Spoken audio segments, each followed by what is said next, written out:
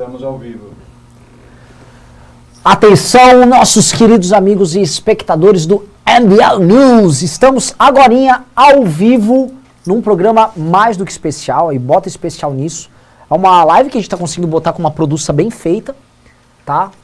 Fizemos uma engenharia aqui muito louca, e estamos aqui com ninguém menos do que o senador Alessandro Vieira. Como eu coloquei no Twitter, um dos poucos homens públicos que as pessoas olham e falam, esse aqui me representa. E de fato o senador Alessandro Vieira, ele vem conseguindo, não só com a atuação dele na CPI, mas também na atuação oposicionista, firme, sem ser aquela oposição também histérica ali ao governo federal, marcar uma posição em que ele consegue ser elogiado e ser apoiado por forças do campo da esquerda à direita com a maior naturalidade. Isso tem um baita do mérito hoje em dia, no momento que está muito difícil juntar forças tão distintas para a gente operar, por exemplo, um combate mais duro ao que vem acontecendo, mas, além de tudo, ele também é protagonista nessa CPI, que tá cada hora assim, né? Parece que o buraco, a gente chegou no fundo do poço e o fundo do poço puxa e tem mais coisa. Não existe fundo do poço na CPI. A CPI é um poço sem fundo. E assim, a CPI é o principal instrumento de desconstrução da imagem pública do Bolsonaro. Sim. Ou seja, para além daquilo que vai sair da CPI em termos materiais, de crime ou não, existe uma desconstrução da imagem pública do Bolsonaro que está sendo feita e a gente acompanha. E isso é uma coisa que tem tido uma convergência, digamos assim, ótima, um ponto ótimo de convergência com todo o esforço do MBL. Sim. De ser oposição ao Bolsonaro. Então, pra gente é maravilhoso, é uma honra contar com o senador. O senador também é hoje pré-candidato à presidência da República e, enfim, a live está aberta para debater desde CPI até perspectiva de Brasil, até construção de uma alternativa, contar ideias que ele tem, eventualmente, como pré-candidato. Então, assim, estamos super abertos. Então, boa noite, senador. É uma honra enorme para nós estarmos contigo hoje aqui no MBL News. Passamos a palavra aí, enfim, dá a tua boa noite, dá o teu oi, dá o teu recado e dali a gente começa o bate-papo. Valeu, boa noite. Um prazer estar falando com vocês, valorizando essa oportunidade e o espaço, né? O MBL, que recebeu muitas críticas por conta do dia 12, mas foi o primeiro movimento que conseguiu colocar tanta gente de lugares diferentes, de partidos diferentes, no mesmo palanque. Foi do PSOL ao DEM com toda elegância. Então, acho que a gente tem muito para aprender com a MBL para construir juntos, corrigindo rotas, mas construindo juntos. Tem muita coisa boa para fazer. Maravilhoso. E até, senador, a gente pode começar a pegar o gancho até a partir do dia 12. Lembrar que em 2014, nas manifestações que deram início ao impeachment da Dilma Rousseff, teve 1.000 pessoas na Paulista, nas primeiras. Foram 1.000 pessoas. Então é um processo, porque assim como em 2014 era um processo de construção de uma linguagem, forças políticas diferentes que surgiam no ar, aqui também é uma coisa nova, né? Lembrando que aquela turma que começou em 2014 acabou desembocando hoje em manifestações que estão com o governo Bolsonaro. E o que está surgindo agora novo, o que poderá desembocar? Senador, eu vou começar, assim, puxando o papo aqui sobre primeiro o Senado. Acho que em vez de a gente já tratar de CPI, já ir também comentar da tua pré-candidatura, falar sobre a situação do Senado, porque a gente conhece o Arthur Lira, né? A gente vê a situação que está na Câmara dos Deputados, e a gente percebe que dos poderes da República, né, aquele que institucionalmente começou a mostrar uma independência maior e vem fazendo um contrapeso ao que acontece com o Poder Executivo, é o Senado. A gente tomou um susto hoje um pouco com essa postura do Pacheco, de talvez transigir aí com essa ideia dos precatórios, até não sei qual a posição do senador sobre isso, mas o Senado, essa é a primeira pergunta, o Senado pode ser o balanço dentro do jogo republicano, dentro, como o Bolsonaro fala, das 4 linhas do jogo e tal, e como vê a divisão dos poderes ali no Senado, é possível a gente estar resguardado através do Senado, e o Senado ser um instrumento também para a gente se opor a boa parte das maluquices que estão vindo da Câmara? O Senado tem algumas vantagens estratégicas, né? O Senado teve uma renovação de 2/3 em 2018, então a maioria que está ali não está preocupado diretamente com a eleição em 22, e muitos vieram de movimentos de renovação, né? Talvez não tão estruturados, mas você tem uma ideia, 11 senadores nunca tinham ocupado cargo público eletivo, eu sou um deles. Então isso dá uma diferença com relação à Câmara dos Deputados, onde a batalha é muito mais difícil, você tem lá mais de 500 caras, 513, é tudo muito complicado e muito mais sensível para coisas como orçamento secreto. A gente tem enfrentado as maluquices mais graves do governo Bolsonaro, numa mistura de votos que pega ali independentes e setores mais responsáveis da esquerda. O governo Bolsonaro nunca teve maioria no Senado, né, em nenhum momento da legislatura. E não vai ter, porque a forma de construção do Bolsonaro não soma. Claro que a gente tem uma série de dificuldades, né, a gente vem melhorando. O Pacheco, né, o senador Rodrigo Pacheco de Minas, tem um perfil bem tipicamente mineiro, então é aquele cara que busca sempre um acordo, busca uma composição, mas é um cara qualificado, isso facilita o trabalho. Então, precatórios, você tocou na questão dos precatórios. Ele, como vem do direito, ele tem plena noção que você não pode simplesmente inventar uma estratégia para parcelar os precatórios. Não, o precatório é um troço que você não recebeu no tempo, entrou na justiça, esperou 100 anos, e agora na hora de receber o governo vai dizer, não, espera aí um pouquinho e vamos dividir de novo. Não faz sentido jurídico. A gente vai ter que construir uma alternativa e, na minha opinião, particularmente, com manutenção do teto. A gente precisa de uma âncora fiscal, ainda mais no momento de um governo claramente populista. Muito bom, Ricardo. Eu tenho uma curiosidade, porque o senador falou dessa renovação que houve no Senado, que foi uma coisa realmente extraordinária. Eu acho que foi a maior renovação histórica da casa, assim, desde o princípio da casa. E o senhor disse que nunca teve um cargo eletivo, ou seja, foi o primeiro. Como é que foi esse ingresso seu na política? Uma pergunta de caráter pessoal, como é que foi esse ingresso? Eu sou delegado de polícia, né? Então, durante 17 anos mais ou menos, eu exerci minha função como técnico. Trabalhei em todo tipo de unidade, de operação policial que você possa imaginar. E, num dado momento, eu ocupei o cargo de chefe da polícia no meu estado. E a gente estruturou um trabalho de combate à corrupção. Quando a gente começou a prender empreiteiro, parlamentar, máfia do lixo, o governador da época me exonerou. Ele foi pressionado pelos financiadores de campanha. Eu fui para uma delegacia numa cidade, na região metropolitana de Aracaju, mas fui já com a convicção de que para mudar esse jogo a gente tem que trocar de andar, entendeu? O técnico vai até um pedaço. As decisões mais importantes são na política. E aí me filiei num partido, a Rede dava a possibilidade de candidaturas avulsas, né? É o estatuto, um dos estatutos mais modernos que você tem da Rede. Fiz a campanha gastando 70 e poucos mil reais, 77 mil reais. Enfrentei, dentre outras pessoas, enfrentei o governador que me exonerou, um senador com 24 anos de mandato, o líder do governo Temer, o líder da Universal no meu estado e o presidente estadual do PT.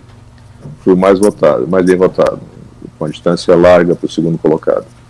Então essa é a história. É um cara que entra na política porque entendeu que só muda o jogo ocupando o espaço na política. Olha, um comentário interessante é o seguinte, o que o senador está descrevendo pra gente, até falando em termos, uma coisa que a gente debate muito aqui no MBL, senador, que é, mas no Nordeste ganhar eleições assim com voto de opinião é sempre muito mais difícil. E o senador ganhou aparentemente enfrentando, porque você citou aqui Universal, PT, o governador, um outro senador, né? Foi um páreo duro. Porque existe muita gente... O líder do governo Temer fez a campanha mais rica da história de Sergipe. Nunca se gastou tanto dinheiro na campanha política aqui. Então, e às vezes existe um certo fatalismo, e o próprio discurso de renovação política acaba ficando muito mais circunscrito ao centro-sul do que no Nordeste. Não, no Nordeste não dá. E dá. Eu sei que assim, hoje o senador Girão vem tendo um papel muito ruim aqui na CP, assim, né, eu vou até tentar ser polido, mas ele também foi um cara, ele derrotou o Eunício ali, não era uma coisa que era... Ninguém imaginava que ele ia derrotar o Eunício naquela eleição. Então, há um potencial, então, isso é uma pergunta assim, que a gente debate muito aqui. Como o senador vê essa questão Nordeste, voto de opinião, formação de opinião pública, como operar isso, sabendo que o trabalho das oligarquias nos estados do Nordeste costuma ser mais forte e ter uma presença maior do que, por exemplo, a gente que é aqui de São Paulo? Quanto mais pobre o estado, mais fortes são os esquemas de compra de voto. É uma realidade a compra de voto. Mas o que mais atrapalha a renovação política num estado como o meu é o domínio pleno que se tem dos meios de comunicação por conta dos grupos que estão no poder. Então, nenhum jornal, nenhuma rádio no meu estado se sustenta sem patrocínio do estado, prefeitura da capital, coisa que o valha. Isso dificulta muito. Então, no meu caso, a gente conseguiu furar essa barreira usando redes sociais, rádios comunitárias Em alguns lugares, os caras cometeram um erro estratégico. Eles permitiam que eu falasse com a população porque eles tinham a intenção de tirar voto de um adversário. E a gente, enfim, girou no Estado, conseguiu levar a mensagem para muita gente. E tem uma coisa que para mim é central. O brasileiro não é doido. O brasileiro não quer votar em maluco, não quer votar em ladrão, não quer votar em incompetente. Mas se só tiver maluco, ladrão, incompetente na urna, ele vai fazer o quê? Ele vai votar. Então a gente tem que dar cada vez mais alternativa, traz gente preparada, gente independente, e o voto chega com estratégia, enfim, uma comunicação adequada, tem toda a condição de chegar, porque o brasileiro está de saco cheio, querendo mudar a sua vida, e tem consciência que não vai mudar a vida com esses personagens que estão aí já marcados. Existe uma espécie de conclusão que a gente vê conversando com grandes políticos sobre essa eleição municipal, a última. A eleição municipal de agora foi uma eleição que se caracterizou pela volta dessas oligarquias, de partidos que estavam cambaleantes e se restabeleceram. O DEM foi muito bem. O DEM, ou seja, houve uma espécie de segurada no processo de renovação política dentro do qual nós estamos atuando. O MBL é essencialmente um movimento de renovação política. Então, isso aconteceu e houve, por conta disso, uma leitura, está havendo uma leitura de que esse processo de renovação ele foi interrompido e uma série de fatos vem no bojo dessa interrupção. A gente viu, por exemplo, a própria Lava Jato se diluir, a gente viu o Bolsonaro fazer todos os esquemas possíveis e imagináveis que estão sendo averiguados na CPI. Então a gente vê que hoje o contexto de renovação parece ser mais difícil. O que o senhor acha disso? E isso seria um contexto local agora, e a gente tem esperança de ter essa renovação continuar, ou de fato as coisas estão mais complicadas? A eleição de 2020 foi muito impactada pela pandemia, impactada do seu ponto de vista das pessoas trancadas em casa, campanhas mais difíceis, mas principalmente, do seu ponto de vista do resultado eleitoral, pelo fato de que estados e municípios receberam muito dinheiro. Então eles tiveram condições de fazer campanhas, os grupos que já ocupavam o poder, campanhas muito mais sólidas, né, campanhas com gastos milionários, todos os estados da federação regularizaram seus pagamentos, municípios regularizaram pagamentos, então isso teve um efeito. Eu acho que 22 vai continuar com um sentimento muito parecido com o de 18, que é um sentimento de busca por renovação, de muita irritação com a política tradicional, mas com uma característica adicional, que vai ser uma busca por qualidade. Não dá mais para imaginar que você vai ter renovação à base de personagem de internet, aquelas figuras que chegam no parlamento e não dão nenhuma entrega, chegam, enfim, nos espaços de poder e não conseguem construir nada. A gente que veio da renovação, o MBL está nisso, com alguns parlamentares, a gente tem a obrigação agora de mostrar à população de que valeu a pena fazer a aposta. Valeu a pena investir num nome novo, esse nome novo fez diferença, e precisa de mais gente para conseguir dar mais resultado. Mas, pelo menos do que eu vejo nessas andanças pelo Brasil, o sentimento é de que muitos nomes compensaram, muitos nomes confirmaram aquilo de que dá para fazer diferente, e agora é um trabalho de consolidar. Nunca vai ser fácil. A grana está com os caras, o sistema está com os caras, a gente vai ter que ter muita estratégia e persistência para chegar lá. Vou dar o gancho de uma coisa que o Ricardo levantou, senador, interessante, que foi sobre Lava Jato, destruição do processo da Lava Jato. E ali no Senado especificamente, houve uma atuação, ali por conta do caso da CPI da Lava Toga, houve uma atuação muito clara e direta do Flávio Bolsonaro, ali na época com o Renan Calheiros, e houve uma operação de guerra por parte do governo federal para barrar aquilo. E muita gente, assim, muito entusiasta do governo, né, gosta de falar que, não, imagina, isso é um exagero, vocês estão exagerando. Né, mas nos parece que o governo, ele vendeu, né, ou ele trocou essa esperança que as pessoas tinham de um processo de depuração política por um acordo que protegesse filhos ali. Né? Eu sei que às vezes é um assunto espinhoso, mas, senador, dava para perceber que havia uma atuação direta ali, uma atuação, vamos acabar com o que estava acontecendo, vamos tentar dar uma parada no jogo, vamos botar um jogo na estaca zero, e aí segue de uma nova maneira? Chegou a ficar claro isso? Não, clareza cristalina. Você teve uma união do Centrão, Bolsonaro e PT, para primeiro barrar a Lava Toga, com a atuação direta do presidente Bolsonaro. O presidente Bolsonaro chamava senador no gabinete, no Palácio, para pedir que tirasse a assinatura. Foi assim que ele rompeu o senador Major Olímpio, falecido infelizmente pela Covid. O Flávio Bolsonaro fez discurso contra, o Eduardo Bolsonaro fez discurso contra. Você começava ali os primeiros passos daquilo que depois virou o orçamento secreto, que é essa irrigação de emendas, de cargos para a turma ali mais do Centrão. A votação da Lava-Toga na CCJ, que não cabia, claro, né, foi uma estratégia do Davi Alcolumbre, mas ela foi muito marcante. É bom você verificar o mapa de votos naquele dia. O parecer é feito por um senador do PT. O parecer diz mais ou menos o seguinte: olha, vocês indicaram 12 fatos típicos que podem ser apurados por CPI, mas alguns a gente acha que não podem. O parecer não diz os que podem, não diz os que não podem, não diz o que você faz, e teve maioria de votos. Teve os votos do DEM, muito marcantemente do DEM, por conta da atuação da Alcolumbre, do PT todo e da turma do Bolsonaro, com direito a discurso do Flávio, já na época muito incomodado. A verdade é que o Bolsonaro, a família Bolsonaro, ela só existe do jeito que milhões de brasileiros ainda enxergam na internet, né, nas redes sociais. É uma turma ficcional. Na vida real, eles são aquilo que cada vez mais o Brasil está conhecendo. Gente que tem rabo preso, que tem medo de processo, que está envolvido em rachadinha. E pior, gente que não trabalha.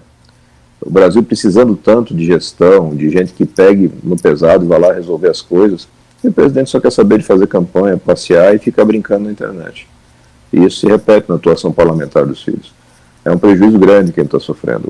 A gente chegou em 2018 com muita expectativa de dar um passo adiante. Deu tudo errado.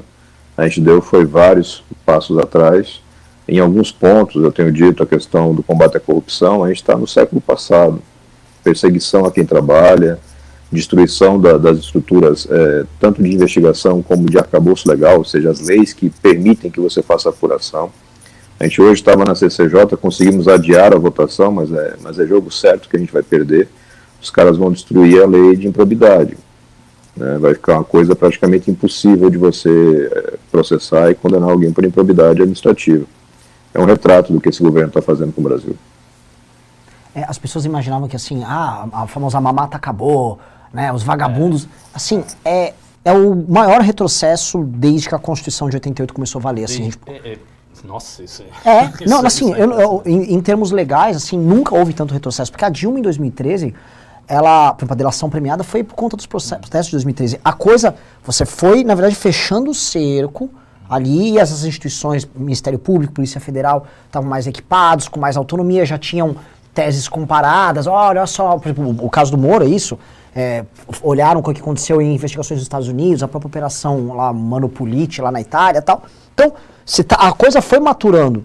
E hoje, na verdade, foi um processo de destruição, degradação ímpar. E tudo com o Bolsonaro andando de motoca com um monte de... O Bolsonaro foi uma espécie de garantidor do processo. Sim. Ele garantiu apaziguando as massas, porque as massas estavam inflamadas a favor do combate contra a corrupção. Aí o Bolsonaro garantiu, ele fugiu ali, resolveu os problemas da família dele, quer dizer, resolveu mais ou menos, e destruiu isso. Só que, uma pergunta, qual seria o caminho de retorno? Como a gente faz para remontar, reestruturar essas instituições, essas leis que estão caindo? Como é que a gente faz isso? Posso complementar a pergunta? Que acho que até para pegar o aspecto pré-candidato do senador, para a gente não perder essa oportunidade. Porque um dos grandes desafios é como retomar esse processo. E assim, a estrutura política do Brasil, em grande medida, a estrutura de administração do Estado brasileiro, em todas as suas instâncias, ela é corrupta. Né? Como remontar isso, que é a pergunta do Ricardo, e construir algum tipo de coalizão e governabilidade nisso? Porque é a pergunta, senador, isso não é nenhuma pergunta tipo, um desafio. Eu também faço essa pergunta aqui no MBL, a gente fala... Isso é um tremendo desafio. Um cara que chegue para moralizar, ele vai acabar despertando ódios e rancores da classe política, que vai se fechar e vai tirar a governabilidade. Se ele não tem governabilidade, ele não consegue ofertar as condições materiais que o povo espera. E aí... E essa pergunta é o desafio nosso, teu, de todo mundo. A gente sempre quebra a cabeça e acho que não tem resposta pronta, eventualmente, mas sugestões, o que a gente pode fazer? É uma construção, né? Então, para o momento que o Brasil vive, a primeira coisa é dar um choque de realidade nas pessoas, né? Tirar da bolha de internet, mostrar o mundo real, mostrar tudo isso que está acontecendo de destruição das estruturas de combate à corrupção. Mas numa gestão, e aí vocês podem checar essa percepção com o Kim, chegou lá, enfim, no mesmo momento que eu cheguei no parlamento, nos primeiros 6 meses você não via a cara da turma do Centrão. Eu não escutava o Ciro Nogueira, Ricardo Barros, Arthur Lira, essa turma estava toda escondidinha, esperando para ver se era de verdade aquilo que tinha sido prometido na eleição. Quando eles entenderam que não, era só papo furado, aí eles voltaram com a corda toda. Então todo começo de ciclo, né, logo depois da eleição, ele tem uma energia de mudança que se você direcionar bem, você consegue dar um salto. Então o Bolsonaro teve todas as chances de fazer uma mudança significativa para o Brasil, e o que ele fez foi piorar o Brasil. Ele teve a chance, eu estava lá. Esse monstro que é o orçamento de hoje, eu me recordo da gente indo lá no Palácio do Planalto e deixando com o general Ramos um abaixo-assinado de alguma coisa como 50 senadores, dando para ele garantia que ele podia enfrentar o Centrão, podia barrar o Centrão da Câmara, que a gente segurava a onda no Senado. Ele preferiu negociar, preferiu pagar os caras, preferiu ir transferindo o controle do orçamento. E nessa transferência você tem uma série de consequências negativas, né? Não é só corrupção, é muita incompetência e muitas falhas na distribuição do recurso, né? O Brasil é um país pobre, não tem dinheiro infinito.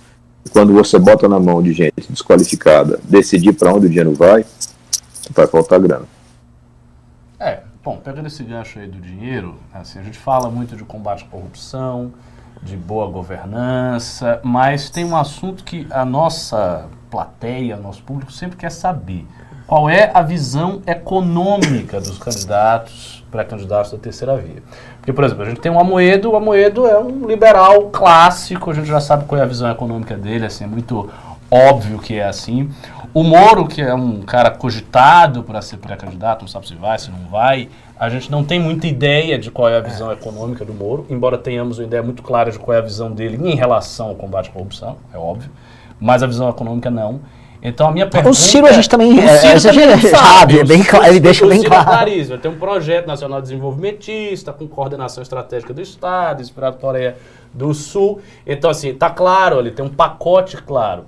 A minha pergunta é, qual seria o pacote econômico assim, de uma eventual pré-candidatura a Alessandro Vieira? Assim, o que você pensa em termos de diretriz econômica para o Brasil? As primeiras reuniões que a gente está realizando para a montagem de plano de governo são justamente da área de economia. Eu não tenho formação na área de economia, nunca foi uma área de interesse específico, obviamente entendendo a importância, mas ao longo desses anos do mandato a gente está cada vez mais investindo nisso, né?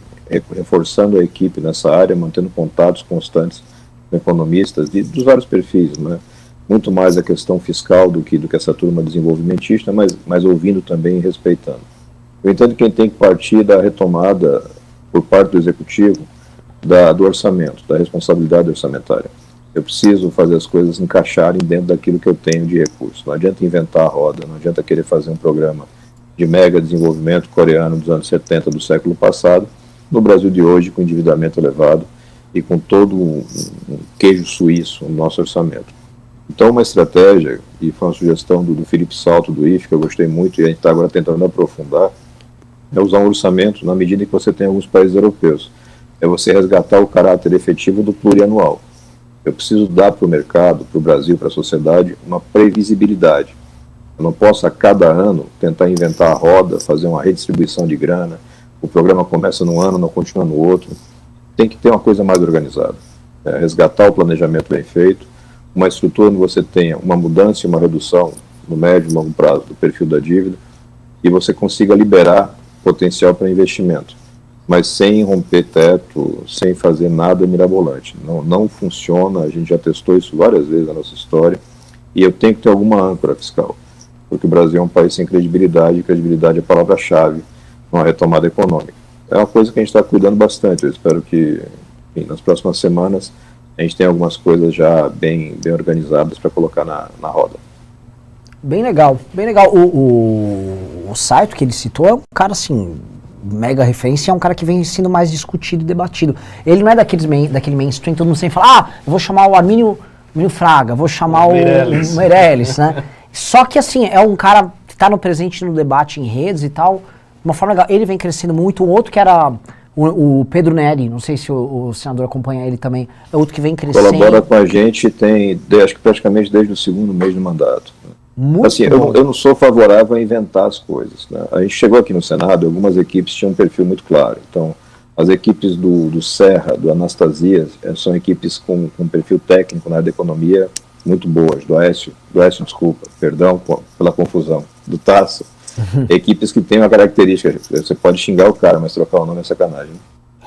Equipes que têm essa pegada de economia. A gente aproximou, entendeu, aprendeu, criou relacionamento e passou a ser uma preocupação. Eu sempre digo, eu entrei na política pensando em pautas muito focadas, porque era a minha história de vida, é a minha história de vida. Mas aí você chega aqui e você vê um desastre na educação. O que você faz? Você vai atrás de especialista em educação para botar um projeto, para poder melhorar. Economia da mesma forma. O Paulo Guedes é uma piada. O Paulo Guedes é um animador de torcida para o mercado. Ele entrega quase nada.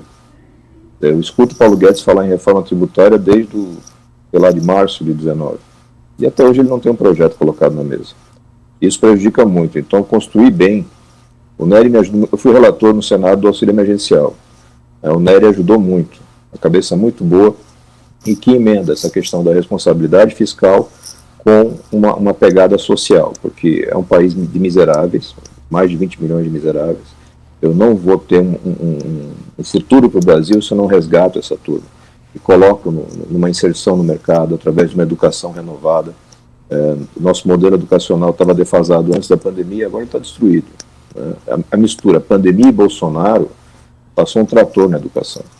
A gente vai ter um trabalho grande, porque eles estão destruindo assim, em terceiro escalão, contaminando tudo ideologicamente, executando muito pouco, resolvendo muito pouco o problema na ponta. É um trabalho grande, mas para mim, pelo menos, parte um dos eixos é a economia. Você tem que estabilizar a economia. E a gente não consegue isso com um cara como o Bolsonaro. Mas, olha, assim, eu vou falar um negócio, senador, assim, desses bate-papos que a gente vem tendo, não só com pré-candidatos, mas com lideranças políticas, é um dos papos mais claros de todos, né? Ele é muito efetivo, senador vai assim, no ponto ali, não tem entra, e assim, isso é bom, porque às vezes a gente vai fazer uma live e às vezes o papo não engata, não vai. A gente fala um negócio e a coisa fica isso é muito bom. A galera tá gostando aqui no comentário. Estamos com 2.300 pessoas aqui. Pessoal, aliás, deem like na live. Estamos com 2.300 pessoas, tem só 1.500 likes na live. E os pimbas, cadê? Não, assim, eu fico constrangido que eu tô com o senador, não posso ficar pedindo essas coisas aqui, né? É senador e delegado. Isso, normalmente no vai programa ficar olhando bravo. Pede de maneira assim, bem ostensiva. A gente mandem então, assim, pessoal, tô educado, botei até uma camisa aqui. Por favor, não me faça ter que pagar mico aqui na frente do senador, por favor. Delegado, senador delegado, tem que ser bem rigoroso aqui.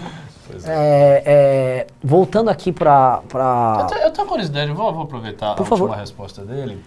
O senhor falou do contágio ideológico que está acontecendo. Eu ia entrar nisso. Vai você. Vamos lá.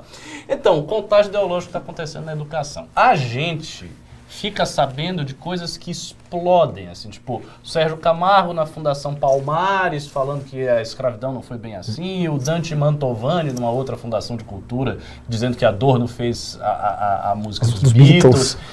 Coisas que são folclóricas e caricatas. Mas a minha pergunta é, quão profundo e quão amplo está sendo este contágio ideológico nas instituições de educação, nas fundações, no segundo escalão do serviço público? Como é que o bolsonarismo está operando nessa seara? Eles vêm fazendo uma infiltração muito acelerada. É mesmo? Em algumas áreas, particularmente na educação, é uma preocupação deles. Eles realmente acreditam naquelas coisas conspiratórias de que a gente vive uma guerra global contra o comunismo e que eles precisam fazer uma linha de defesa da família tradicional brasileira, e coisa que o valha. E assim, tem dois problemas nisso. Primeiro que é uma loucura, que nada disso existe, entendeu? Não tem conspiração comunista no mundo, isso é um papo dos anos 50, do século passado, entendeu? Não faz o menor sentido. E segundo que eles têm uma incompetência crônica, eles não conseguem entregar serviço. Então a gente chega na pandemia, a gente sai da pandemia e o aluno da escola pública e os professores continuam sem acesso à internet. O Congresso vai lá, aprova uma lei, o Bolsonaro veta. O Congresso derruba o veto, o Bolsonaro vai para o Supremo contra a lei. O Supremo nega o que o Bolsonaro quer fazer, aí ele entra com a MP para retardar o acesso. Quer dizer, o que ele quer fazer é incompreensível para uma pessoa normal. Porque qualquer pessoa normal olha para o nosso cenário e diz, poxa, eu preciso de educação o mais rápido possível, porque essa turma que saiu da escola agora Então, as pesquisas no estado de São Paulo, por exemplo, apontam que 30% dos adolescentes largaram o ensino médio na pandemia. E eles não vão voltar se não tiver incentivo. Se não tiver busca ativa, inclusive com incentivo financeiro, se você não viabilizar um formato de educação que seja mais inclusivo, e o digital, não tem como fugir disso, a gente tem que colocar o digital. Então, é um governo muito incompetente, mas que tem uma estratégia louca, mas tem uma estratégia. É guerra cultural, é infiltração da parte de educação, cidadania, você tenta muito colocar essa coisa, e o que é muito perigoso, uma tentativa de contágio antidemocrático nas Forças Armadas. Né? Ele faz um esforço deliberado, não tem sucesso até o momento. Você tem, claro, sempre vai ter personagens radicais, mas tanto polícias quanto Forças Armadas se mantêm longe até o momento dessa coisa mais grave, mais aguda do contágio. Mas é a lógica do Bolsonaro. O Bolsonaro é um cara que não vai conseguir dar resultado nenhum, porque ele não sabe como, não tem competência para fazer, então ele precisa destruir tudo que está aí para botar a culpa no sistema. Não vai ser fácil. Em algumas áreas a gente vai ter muito trabalho para refazer, porque o corpo técnico dos ministérios, quem já andou em Brasília tem um monte de defeito. Mas um defeito que Brasília não tem é má qualidade técnica nos nichos de ministérios. Você tem muita gente boa lá. E você precisa disso, entendeu? Quando você começa a afastar os técnicos e colocar maluco, o prejuízo é muito grande. E é uma coisa de perseguição. Então a galera começa a recuar. E eu não vou colocar minha cara aqui para ser achincalhado nas redes sociais, para ser transferido para um cargo, uma função pior. Vai dar trabalho, mas nada disso é sem remédio. Dá para resolver isso. Tem um remédio chamado voto, que é milagroso. Tem que ver se eles cobram. Se eles veem que um voto é milagroso, eles vão falar que é cloroquina, hein, senador? Aí é perigoso que eles... Opa! Vai fazer propaganda, pelo menos. Senador, esse ponto que a gente falou agora de infiltração, teorias conspiratórias, aí eu não vou poder fugir de entrar um pouco nessa questão da CPI, que eu acho que dá pra gente... Acho que entrar em minúcias a gente fica até maçante. Mas uma coisa que as pessoas estão tentando entender... Houve várias linhas de investigação e houve várias polêmicas envolvendo a questão da condução da pandemia. Mas há 3 coisas básicas que a gente pode listar, que essa é a questão da vacina, superfaturamento, contratos estranhos e lobistas. Há a sabotagem, a vacinação e o uso de remédios esquisitos e tal. E há, vamos dizer assim, a própria infiltração ideológica dentro do aparato de saúde, e várias pessoas que já foram convidadas para isso, que eram muito mais ideólogos políticos do que pessoas ligadas a isso, né? E aí eu tentava, mais do que tentar entender para onde a CPI está indo, assim, na tua cabeça, senador, o que o governo queria? Ele queria só roubar? Ele queria realmente sabotar? Ele acredita nessas teses anti-vacina dele? Porque um momento cheguei a pensar assim... Eu lembro disso aí. Será que no fundo era só para roubar a tese antivacina? Era só para postergar a compra de grandes laboratórios e tentar fazer esses contratos esquisitos? Ou é tudo misturado, ou eles não tinham a menor ideia do que eles estavam fazendo? Ou era o Centrão operando? Porque no governo Bolsonaro é tanta tosquice junta que elas concorrem entre si e você acaba não sabendo qual é a tosquice dominante. Então, existe uma pista, assim, do que esses caras realmente queriam nessa história? Assim, o que a gente pode juntar desses pontos?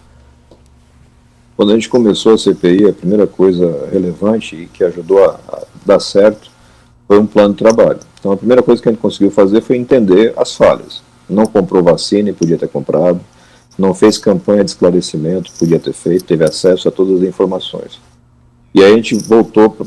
Por que eles fizeram isso? Será que é só loucura? Ele acredita mesmo nas próprias mentiras? E tem um pedaço que é isso mesmo. Você vê claramente que algumas coisas são feitas por convicções alienadas. A gente tem agora o caso do bilionário que levou a mãe para fazer um tratamento que não funcionava. O cara tem dinheiro para levar a mulher para se tratar na NASA e leva para Prevent Senior. Um cara desse não está querendo ganhar dinheiro. Ele acredita na parada e se prejudica com isso. Mas, em paralelo, a CPI foi localizando grupos organizados que queriam continuar fazendo o que eles já faziam em governos passados, que é a corrupção. Então os caras vêm para os contratos de altos valores, sem licitação, fiscalização simplificada, é a hora. O bandido não pode ver isso daí, né? Ele vai e corre para tentar aplicar os seus esquemas tradicionais.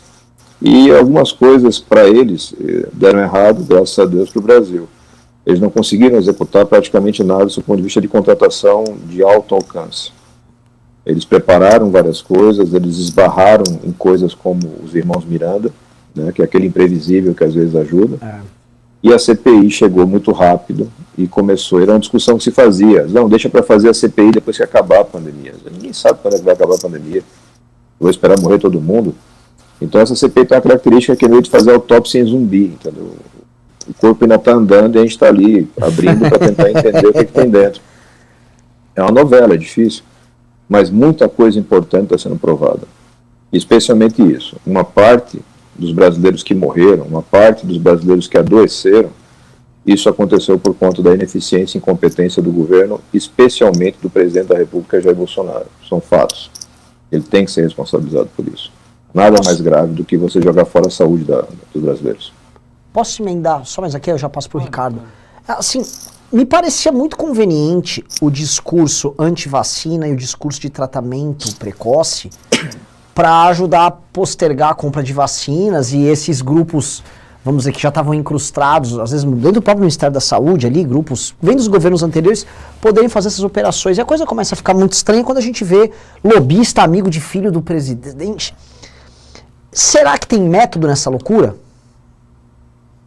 Tem método tanto para desinformar e levar a sua loucura para outros, como tem método para roubar também. Quando você tenta entender como é que um cara como Cabo Dominguete tem acesso ao governo, enfim, personagens absolutamente fora do normal, um banco que dá garantia sem ser banco, sem ter lastro econômico, que é o Fibbank, enfim, são vários fatores que acontecem, várias situações que acontecem, você tem que entender como é que esses caras chegaram lá.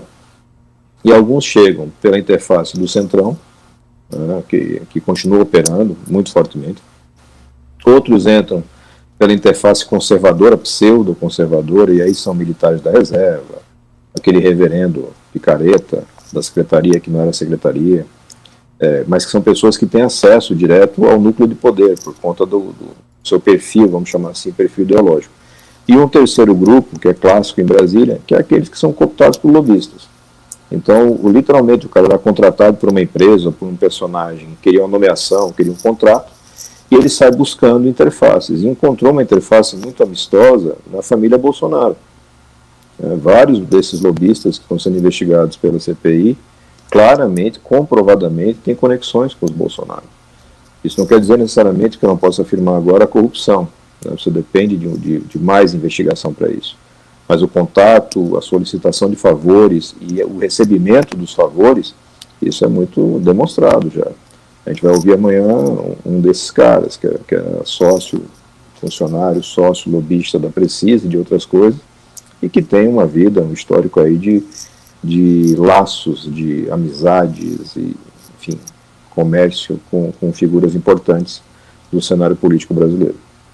Ou seja, é um esquema extremamente emaranhado. Eu acho que isso faz também, aí eu vou fazer minha pergunta, a perspectiva do impeachment ser um pouco complicada, porque o impeachment, obviamente, depende dos votos da Câmara e depende do líder. E como a gente vê um esquema tão emaranhado, meio que a queda do Bolsonaro poderia implicar na queda de um monte de gente, que se não fosse por isso, poderia abandonar o Bolsonaro. Como é que o senhor avalia a perspectiva do impeachment, o andamento desse processo ali dentro? O impeachment tem condições técnicas para acontecer, mas hoje não tem condições políticas. É um cenário que pode mudar rapidamente. A gente pode ter um agravamento, e deve ter um agravamento da crise econômica e social. Os fatos que são identificados pela CPI vão ter bastante publicidade. Isso pode pressionar o Arthur Lira e tudo mais. Mas você colocou um ponto que é essencial. Quando você tenta entender por que a Lava Jato, numa hora, passou a ter todo mundo contra, né? Gente que votava a favor passou a votar contra, político que falava a favor passou a falar contra, o que aconteceu? E é simples, você chegou tão alto que começou a envolver tanta gente que ficou impossível você concluir. O sistema se reorganizou e reagiu. Nessa situação do Bolsonaro, e ele é réu confesso nesse aspecto, ele é o centrão. Ele é um cara que foi do Centrão 30 anos no parlamento. Ele disse isso. É um cara que eu sou Centrão. É um cara que traz todo o capoeira, entendeu? Ele tem essa coisa da rachadinha que precisa ser investigada.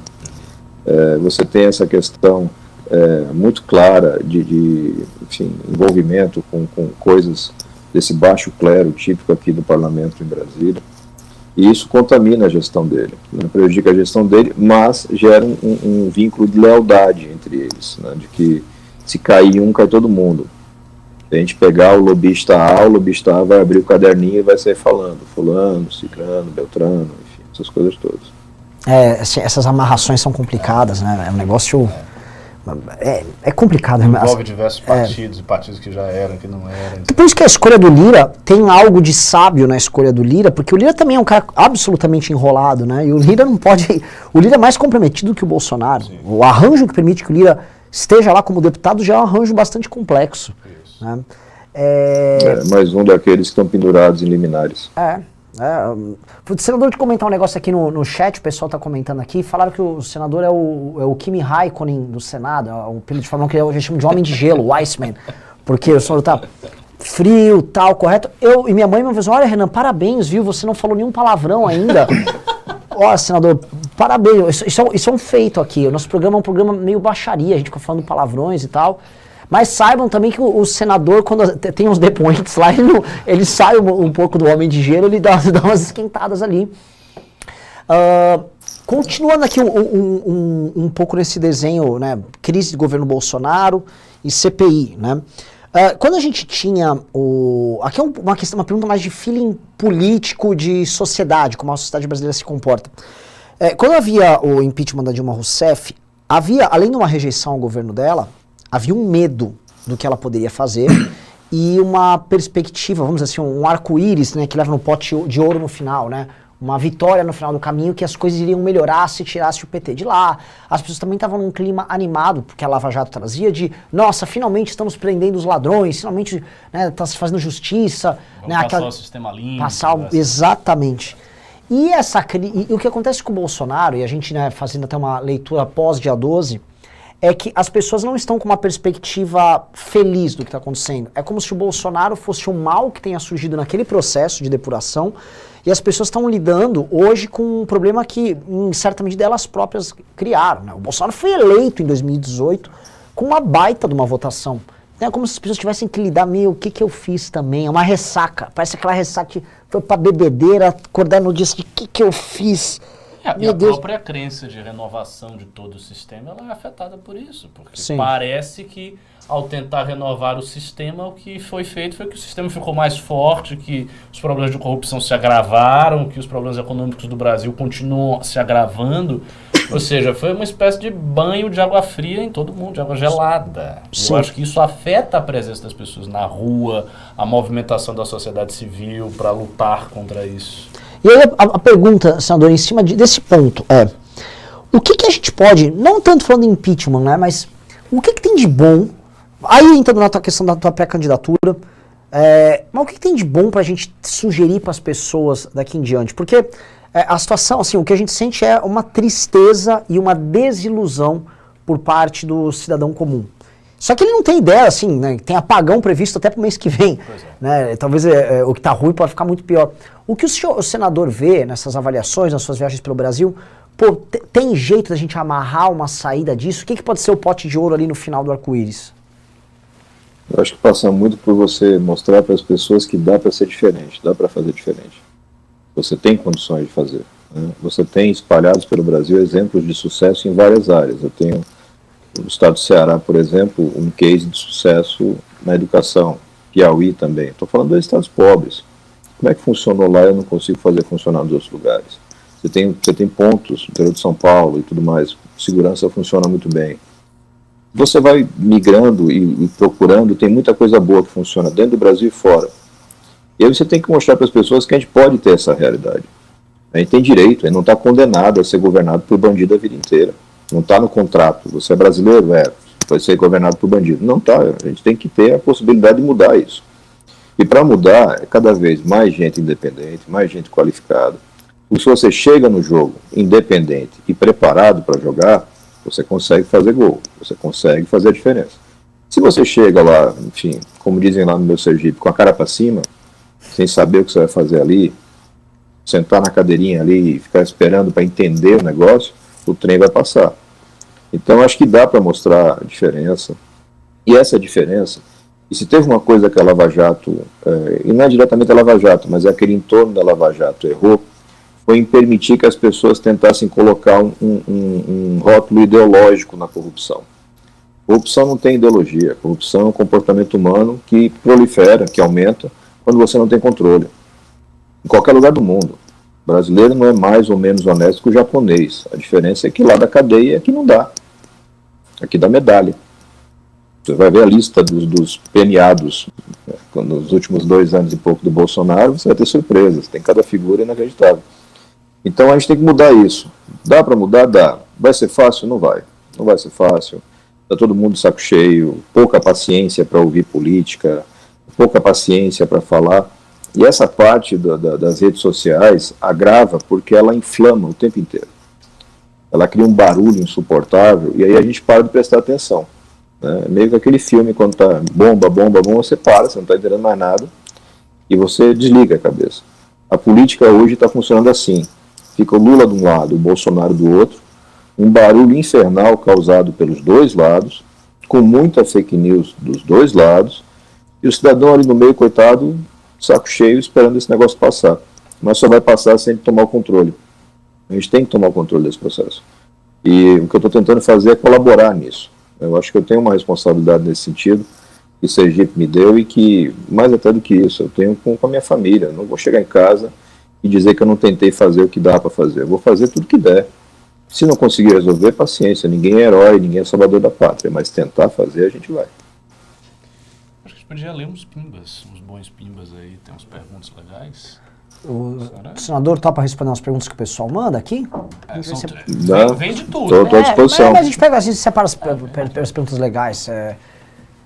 Por exemplo, a Eva Lesnor falou, a live mais educadinha que assisti até hoje, kkk. Ela tá tirando sarro da gente, senador, porque...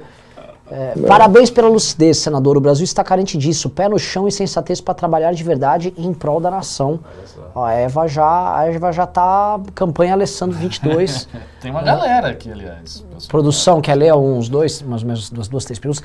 Senador, uma pergunta. Não me passaram quanto tempo o senador pode ficar aqui na live, tá? A gente vai para bater 1 hora. Você me fala qual é o teu horário aí também pra gente... Às vezes a gente vai puxando, vai estendendo aí. 1 hora a gente consegue tranquilo. Perfeito. Mais que isso, que aqui tem agenda, uma característica também de Brasília. Brasília o povo trabalha de noite. Demora para começar o dia, mas para acabar também é um inferno. Então, a gente acaba aqui e já começa outra reunião. Então, não, deixa assim, temos mais aqui 10 minutos, 10, 12 minutos. Os pimbinhas isso bem localizados. Vamos jogando pergunta da galera aqui. Vai ser difícil achar pimba ruim aqui, porque só tem pimba falando bem do senador. O Bruno Santos mandou 27,90. Sou fã, Sergipe bem representado no Senado. O Montenegro só mandou R$10. O Brasil tem problemas no fundamento, uma justiça ineficiente com privilégios pornográficos. A corrupção é generalizada, a lerdeza da justiça é sinônimo de impunidade.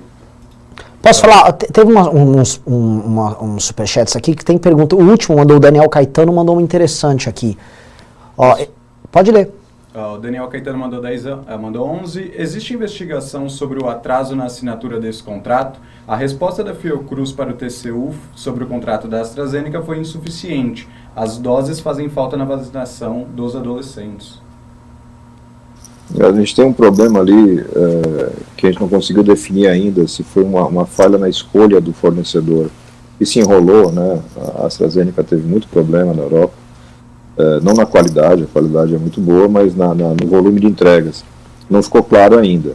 O que ficou claro é que, por muito tempo, o governo manteve uma convicção de que não precisava comprar vacinas, que as coisas iam se resolver magicamente. Era o pensamento Osmar Terra. Osmar Terra, se tiver um cara assim para ganhar um prêmio, botar a cara dele na medalha de negacionismo, Osmar Terra está lá, ele é campeão. E agora você vê a persistência disso, porque a gente não tem orçamentário para a vacinação no ano que vem. A gente está chamando o Queiroga pegou essa Covid agora lá em Nova York, comendo pizza. Não tem problema, vamos esperar ele melhorar, voltar para o Brasil, porque ele tem que sentar na cadeirinha lá para explicar 2 coisas. A suspensão da vacinação de adolescentes, que foi uma palhaçada para puxar o saco do Bolsonaro, e como é que vai ser a vacinação do ano que vem. A doença não vai embora assim porque a gente quer, não. Decidir que acabou. Não, tem que ter dinheiro. E já é o segundo ano consecutivo que o Guedes não prepara o orçamentário. E aí é jogada, porque ele mantém o orçamento como está e depois tenta tudo extra, aprovando PLNs e furando o teto.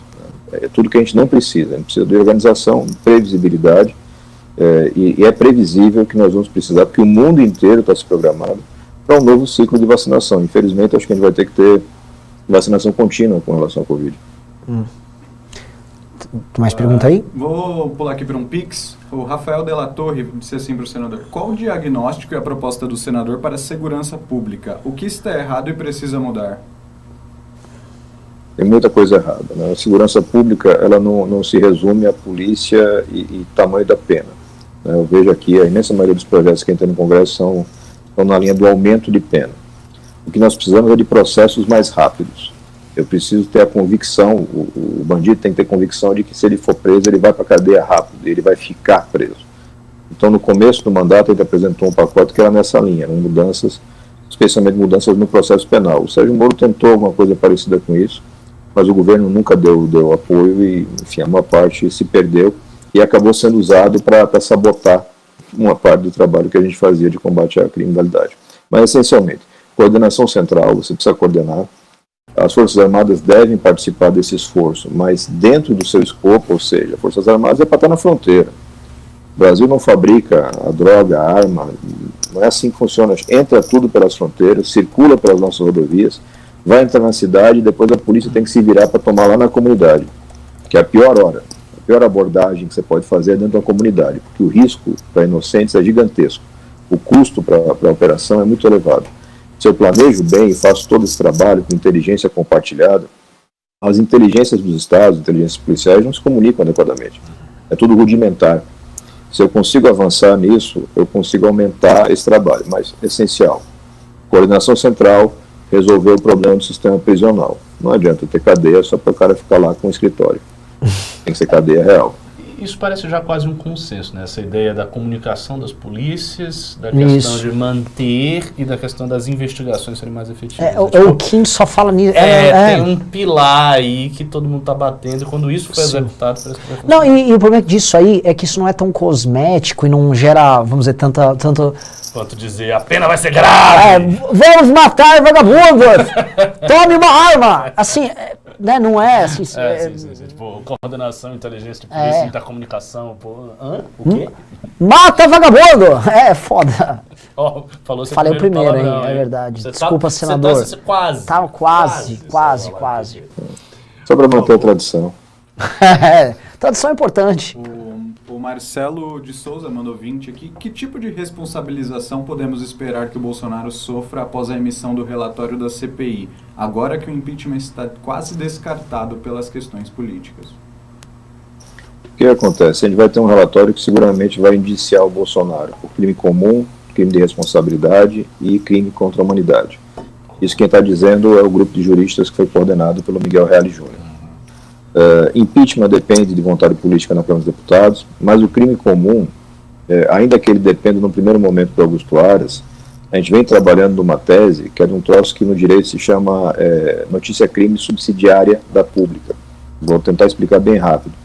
Na legislação tem algumas ações criminais que só quem pode entrar é o Ministério Público.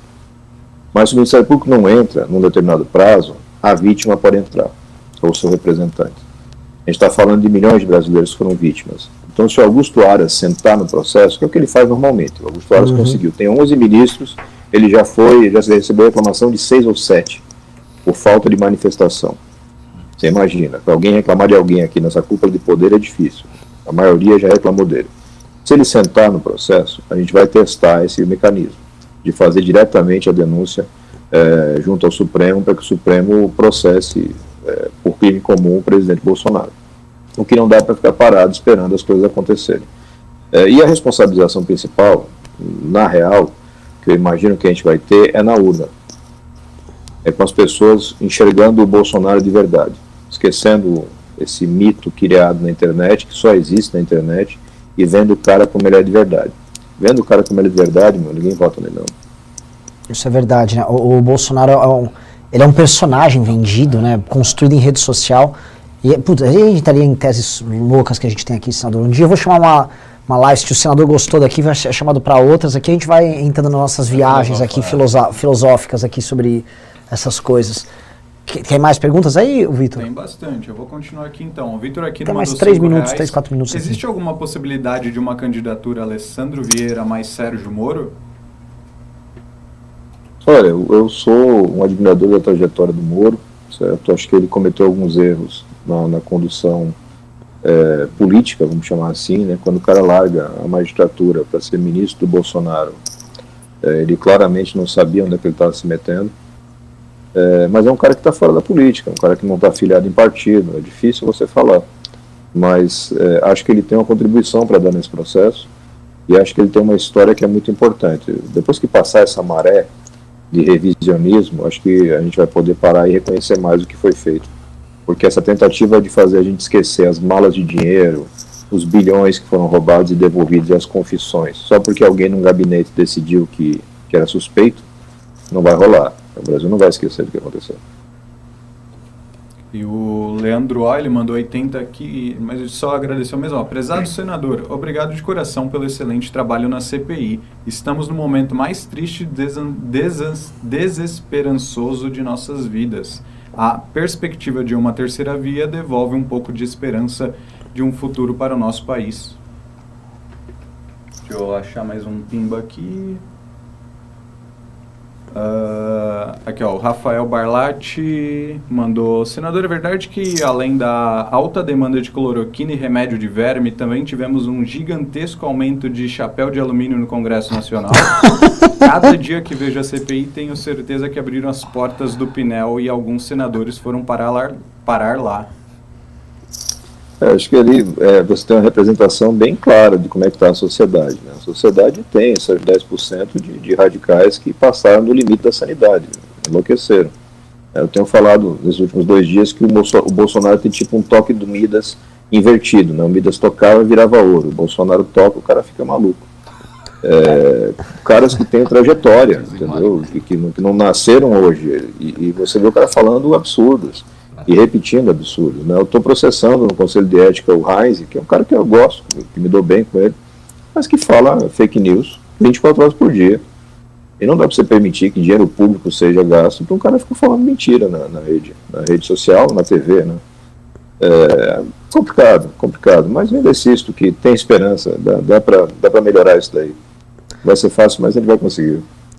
Não, realmente, não, assim, tá bem louco. E tem vários ali que compraram o discurso só pra ganhar like, né? Tô esquecendo agora aquele do DEM, que era o Marcos Rogério. Sim. Era amigo nosso, o Marcos Rogério. Eu lembro, ele foi até pra congresso. Já foi em congresso do MBL, o Marcos Rogério. E sim, senador, eu pedi desculpas aqui, o MBL, ajudou o Heinz, ajudou o Marcos Rogério, ajudou o Girão. Não, vamos tirar os corruptos que estão lá, assim, nós também temos uma nossa pequena cota aqui olha, complicado. Senador, olha, quiser mandar um recado, o pessoal adorou a live, adorou mesmo. Tem até, assim, pessoas chamando de bonitão aqui, tem, assim, o público ficou animado. Eu gostei muito da live, novamente. A gente costuma ter convidados, quando a gente traz aqui, o papo fica engessado. E foi nada engessado. Foi um dos bate-papos mais claros que a gente teve aqui. Foi muito cristalino o bate-papo. Pra gente é muito bom, o público gostou demais. Então já fica assim, fica convite para outras vezes. Pra gente seria super legal, tá super aberto aqui. Inclusive conte conosco para divulgar materiais. A gente está procurando lideranças que possam trazer uma esperança nessa questão da terceira via. O senador é um nome claro nisso e vai ter nosso apoio nisso. Isso já podemos colocar de forma bem clara e bem aberta. E também está convidado para vir no congresso do MBL. Vamos ter grandes eventos, vai ser um evento bem legal, bem bacana. E, enfim, peço para deixar uma palavra aí para a galera, o último recado aqui. Não, agradecer o espaço, foi uma conversa muito boa. Acho que vocês exercem um papel, e eu já tive a oportunidade de falar isso diretamente, né? Quem melhor comunica a política para jovem é o MBL, e já tem algum tempo que vocês conseguem isso. E estão conseguindo fazer isso com uma mudança de perfil, entendeu? Entendendo o que fizeram, onde erraram, com uma disponibilidade gigante de trabalhar. Não é qualquer um que coloca no mesmo palanque Joyce Hasselmann, Isa Pena, João Dória e Ciro Gomes, entendeu? E não caiu o palanque. Então, além de tudo, vocês conseguiram garantir a estabilidade do negócio. Então, de parabéns, e a gente está aqui para construir junto, né? Cada um fazendo o seu pedacinho.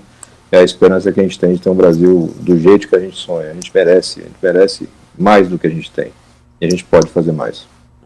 Maravilhoso. Senador, muito obrigado. O programa vai continuar aqui, pessoal. A gente vai tratando dos outros temas. Senador. A gritar, xingar. Aí aqui os vou botar uma camisa, vou botar uma camiseta aqui e já voltar com os xingos aqui com o público. Senador, valeu. Boa noite. Bom trabalho aí, que eu sei que a noite continue com o trabalho aí em Brasília. Um abraço. Bela entrevista, hein? Bela entrevista. Ó, posso falar? Assim, Sensato. eu gostei muito. Bate-papo franco, reto, E o público direto. amou. Eu tô O vendo. público tá derritidíssimo. Assim, digite 1 se vocês estão derretidos pelo senador Alessandro Vieira. Não, foi Digite bem. 2 se vocês Foi bom. gostaram. Digite 3 se... eu tô indiferente. Tô indiferente. Tanto faz. Né? Mas assim, o pessoal gostou e teve uma coisa que foi muito... o pessoal Renan vai descarregar todos os xingos que segurou durante o debate. É tipo uma Dercy Gonçalves, você começa merda, cocô, começa a falar um monte de bosta. Olha, praticamente só tem dois aqui e nada de 3. É que como o público do MBL é um público que gosta de política, né? O que o senador tem Teve aqui, o um pessoal deles. gostou, sabe o que é? Rigor. Isso. Então, assim, Exatamente. Ele vai direto no ponto, é claro, não enrola, não tem salamalix. As pessoas gostam disso. E tem uma coisa também, que eu acho que é algo que favorece eleitoralmente esse tipo de perfil. Assim como o perfil do Moro também, que é um pouco assim. O Bolsonaro não é nada assim. Sim. O Bolsonaro é um verborrágico. Né? Ele fala muito, promete muita coisa, tem aquele jeito pseudo-espontâneo de parecer. Então, quando você vem com um cara sóbrio, claro, técnico, o caminho é esse, você faz isso e é assim, e tem equipe, eu acho que isso dá um contraste grande com o que tem. Sim, eu também achei. Tem Olha, um potencial eu gostei, interessante. gostei. E de fato, entra aquela coisa que é uma coisa que falam da mãe também. Mas e carisma, não sei o quê. Vejam só, o Daciolo tinha carisma? O que é esse carisma que vocês tanto falam? Porque tem o nicho do cara verborrágico, o nicho do cara caridoso, bonachão aí que o Lula tá vendendo, já tá ocupado. O Calil tem... Mas assim, de certa forma já tem 2 caras ocupando esse espaço. Nós temos carismáticos demais. Já tá com muito carisma, né? Enfim, e um ponto que eu acho que foi bem legal, e acho que é um ponto pra gente colocar, é entender assim, a CPI não está pra brincadeira, né? E acho que é o que a gente pode continuar o programa aqui, é um pouco nisso. Ele tocou em 3 coisas: crime comum, crime de responsabilidade, crime contra a humanidade, e disse que vai ter, e que no final vai ser. O que assim, o fato não se volta atrás em denúncia, né? A bala, quando você solta no revólver, a bala, né, a palavra dita e a bala, a flecha, é uma flecha lançada, a coisa foi. O que eu quero dizer? Não vai dar pra ter muito acordão pra segurar certos tipos de coisa e certos tipos de crime. Né? Porque tá comentando hoje, tá? Hoje comentaram uma coisa que a gente já vem falando no programa várias vezes. Eu já falei com você disso no programa e já cheguei também nos programas com o Liberaldo e com o Bisotto a tratar disso também. Que é, pro Centrão e pros partidos de centro, o impeachment, especialmente o impeachment em que você não consegue negociar com o vice, que é o Mourão, ele fica meio complicado porque eles estão ganhando com o governo Bolsonaro. Estão ganhando e estão comprometidos. Isso. E assim, a melhor coisa seria tornar o Bolsonaro, na cabeça deles, inelegível. Então o Bolsonaro não disputa eleição, eles se servem do governo Bolsonaro até onde der. Aí depois eles apoiam uma candidatura e o Lula não tem aquele jogo fácil de ter o Bolsonaro direto. Seria para esses caras, vamos dizer assim, o jogo mais claro, o jogo mais óbvio. Parece, né? parece, de fato. Agora sim, esse jogo combinado só faria sentido para o Bolsonaro se ele... Se tivesse uma segurança proteção. de que ele não vai ser devorado no final. É isso, tipo, me deixem aqui, faz um jogo combinado, se divirtam, roubem e proteja a mim e a minha família no final. E aí vocês seguram tudo. Que eu acho muito difícil, assim, garantir isso. Eu também acho. Não, eu acho que isso não é garantido, porque assim, isso depende de confiança, que é uma moeda de troca que Bolsonaro não tem. Porque Bolsonaro é um traidor. E você sabe o que acontece geralmente com traidores no final da história. Os traidores são traídos. Então ele pode até fazer esse tipo de costura, mas no final, quando ele não tiver mais o poder, não tiver mais a caneta, quem segura? Sim. Quem garante? Nada garante. Eles podem ir com tudo. Aí o cara vai dizer o quê? Porra, mas eu fiz aqui um acordo, que era pra deixar vocês roubarem. Vocês roubaram lá, pô. Pô, vocês roubaram, agora vai fazer isso comigo? Imagina ele vindo em público, eu deixei eles roubarem lá. E o sistema roubou, combinei, fiz meu... E aí rouba lá e não salva meu filho, porra! É osso, né? Então, eu não sei, eu acho que a coisa assim, a gente tá vivendo um equilíbrio completamente instável. E a única coisa que fica é uma desesperança do próprio eleitor. E o problema dessa tese, né, acho que o problema dessa estratégia, Ricardo, é que ela só não conta com o eleitor nessa história. Não conta com o eleitor. Não conta com o eleitor. Né? Mas o eleitor, assim, também, a própria terceira via tem uma dificuldade enorme de se viabilizar eleitoralmente. Assim, a gente está vendo movimentos, ensaios, gente saindo, tem o próprio Alessandro que a gente estava aqui, até, mas a gente não está vendo o reflexo disso ainda em pesquisa, não. Tudo bem que as pessoas, enfim, comentam, né? Tá muito tardio, quer dizer, tá muito tardio, tá muito antecipado, a eleição é próximo ano, é lá por outubro, próximo ano. Então pode ser que o jogo mude muito.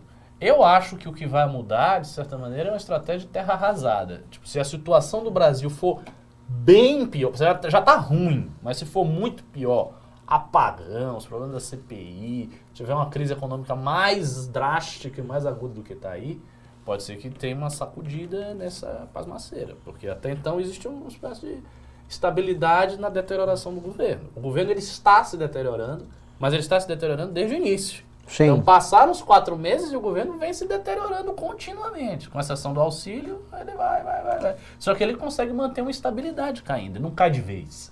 Ele não afunda de vez. Então ele vai caindo. Essa estabilidade tem que ser quebrada. Tem que haver um momento de ruptura, de instabilidade na queda. Aí ele cai de vez. Estavam falando aqui, Ricardo, que a gente voltou a 20 anos atrás. Porque 20 anos atrás, em 2001, a gente tinha o Lula liderando pesquisa. A gente tinha um apagão.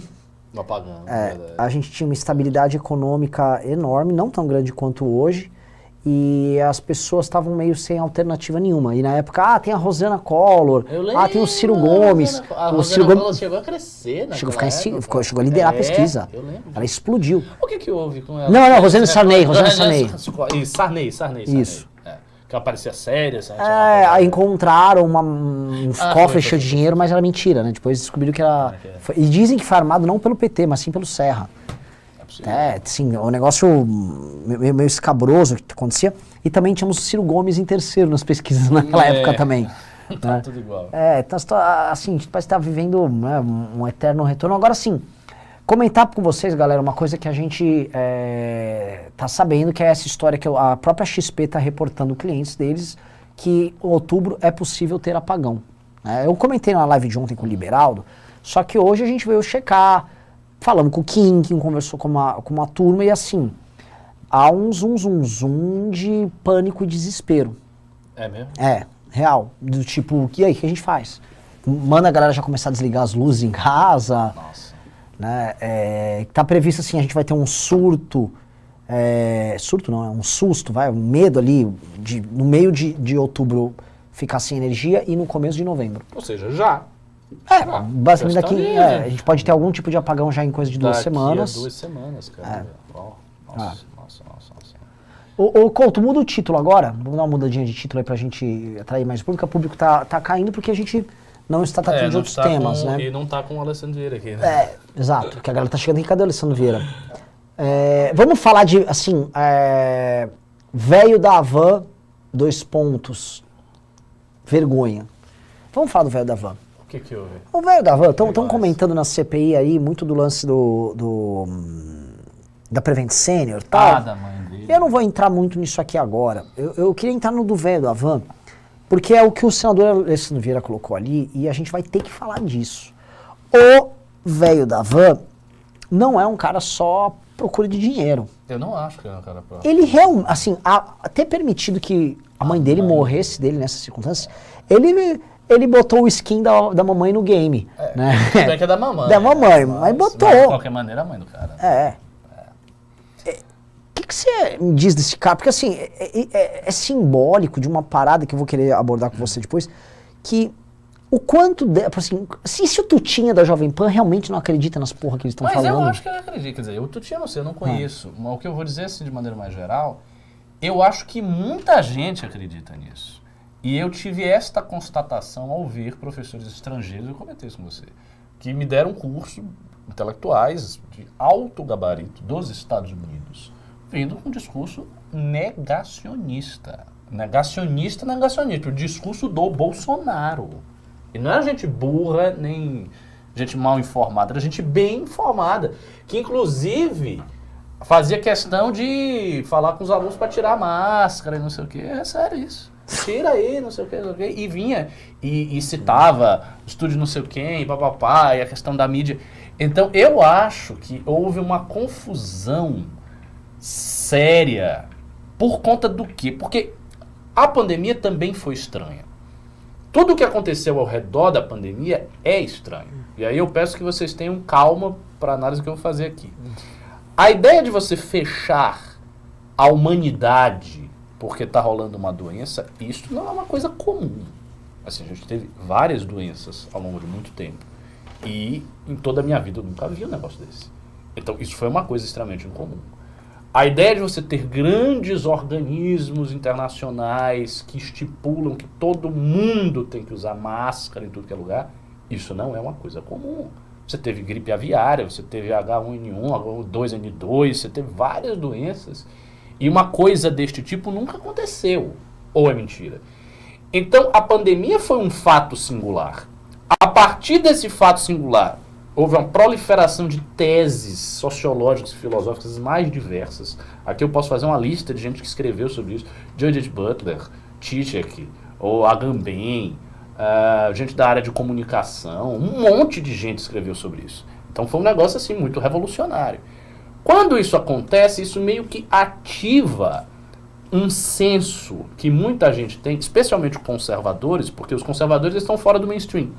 Então, por ser fora do mainstream, você olha o mainstream com muita desconfiança. Então, eu acho que essa desconfiança foi tão grande que aí a galera foi pro extremo oposto, de negar tudo. E de chegar, não, isso é coisa do Bill Gates, não é assim, não tem doença nenhuma, isso é um grande lobby e tal. Porque, de certa maneira, houve também um grande lobby. Houve uma tentativa de abafar vozes discordantes que, eventualmente, poderia ter o seu espaço de opinião. Ou não.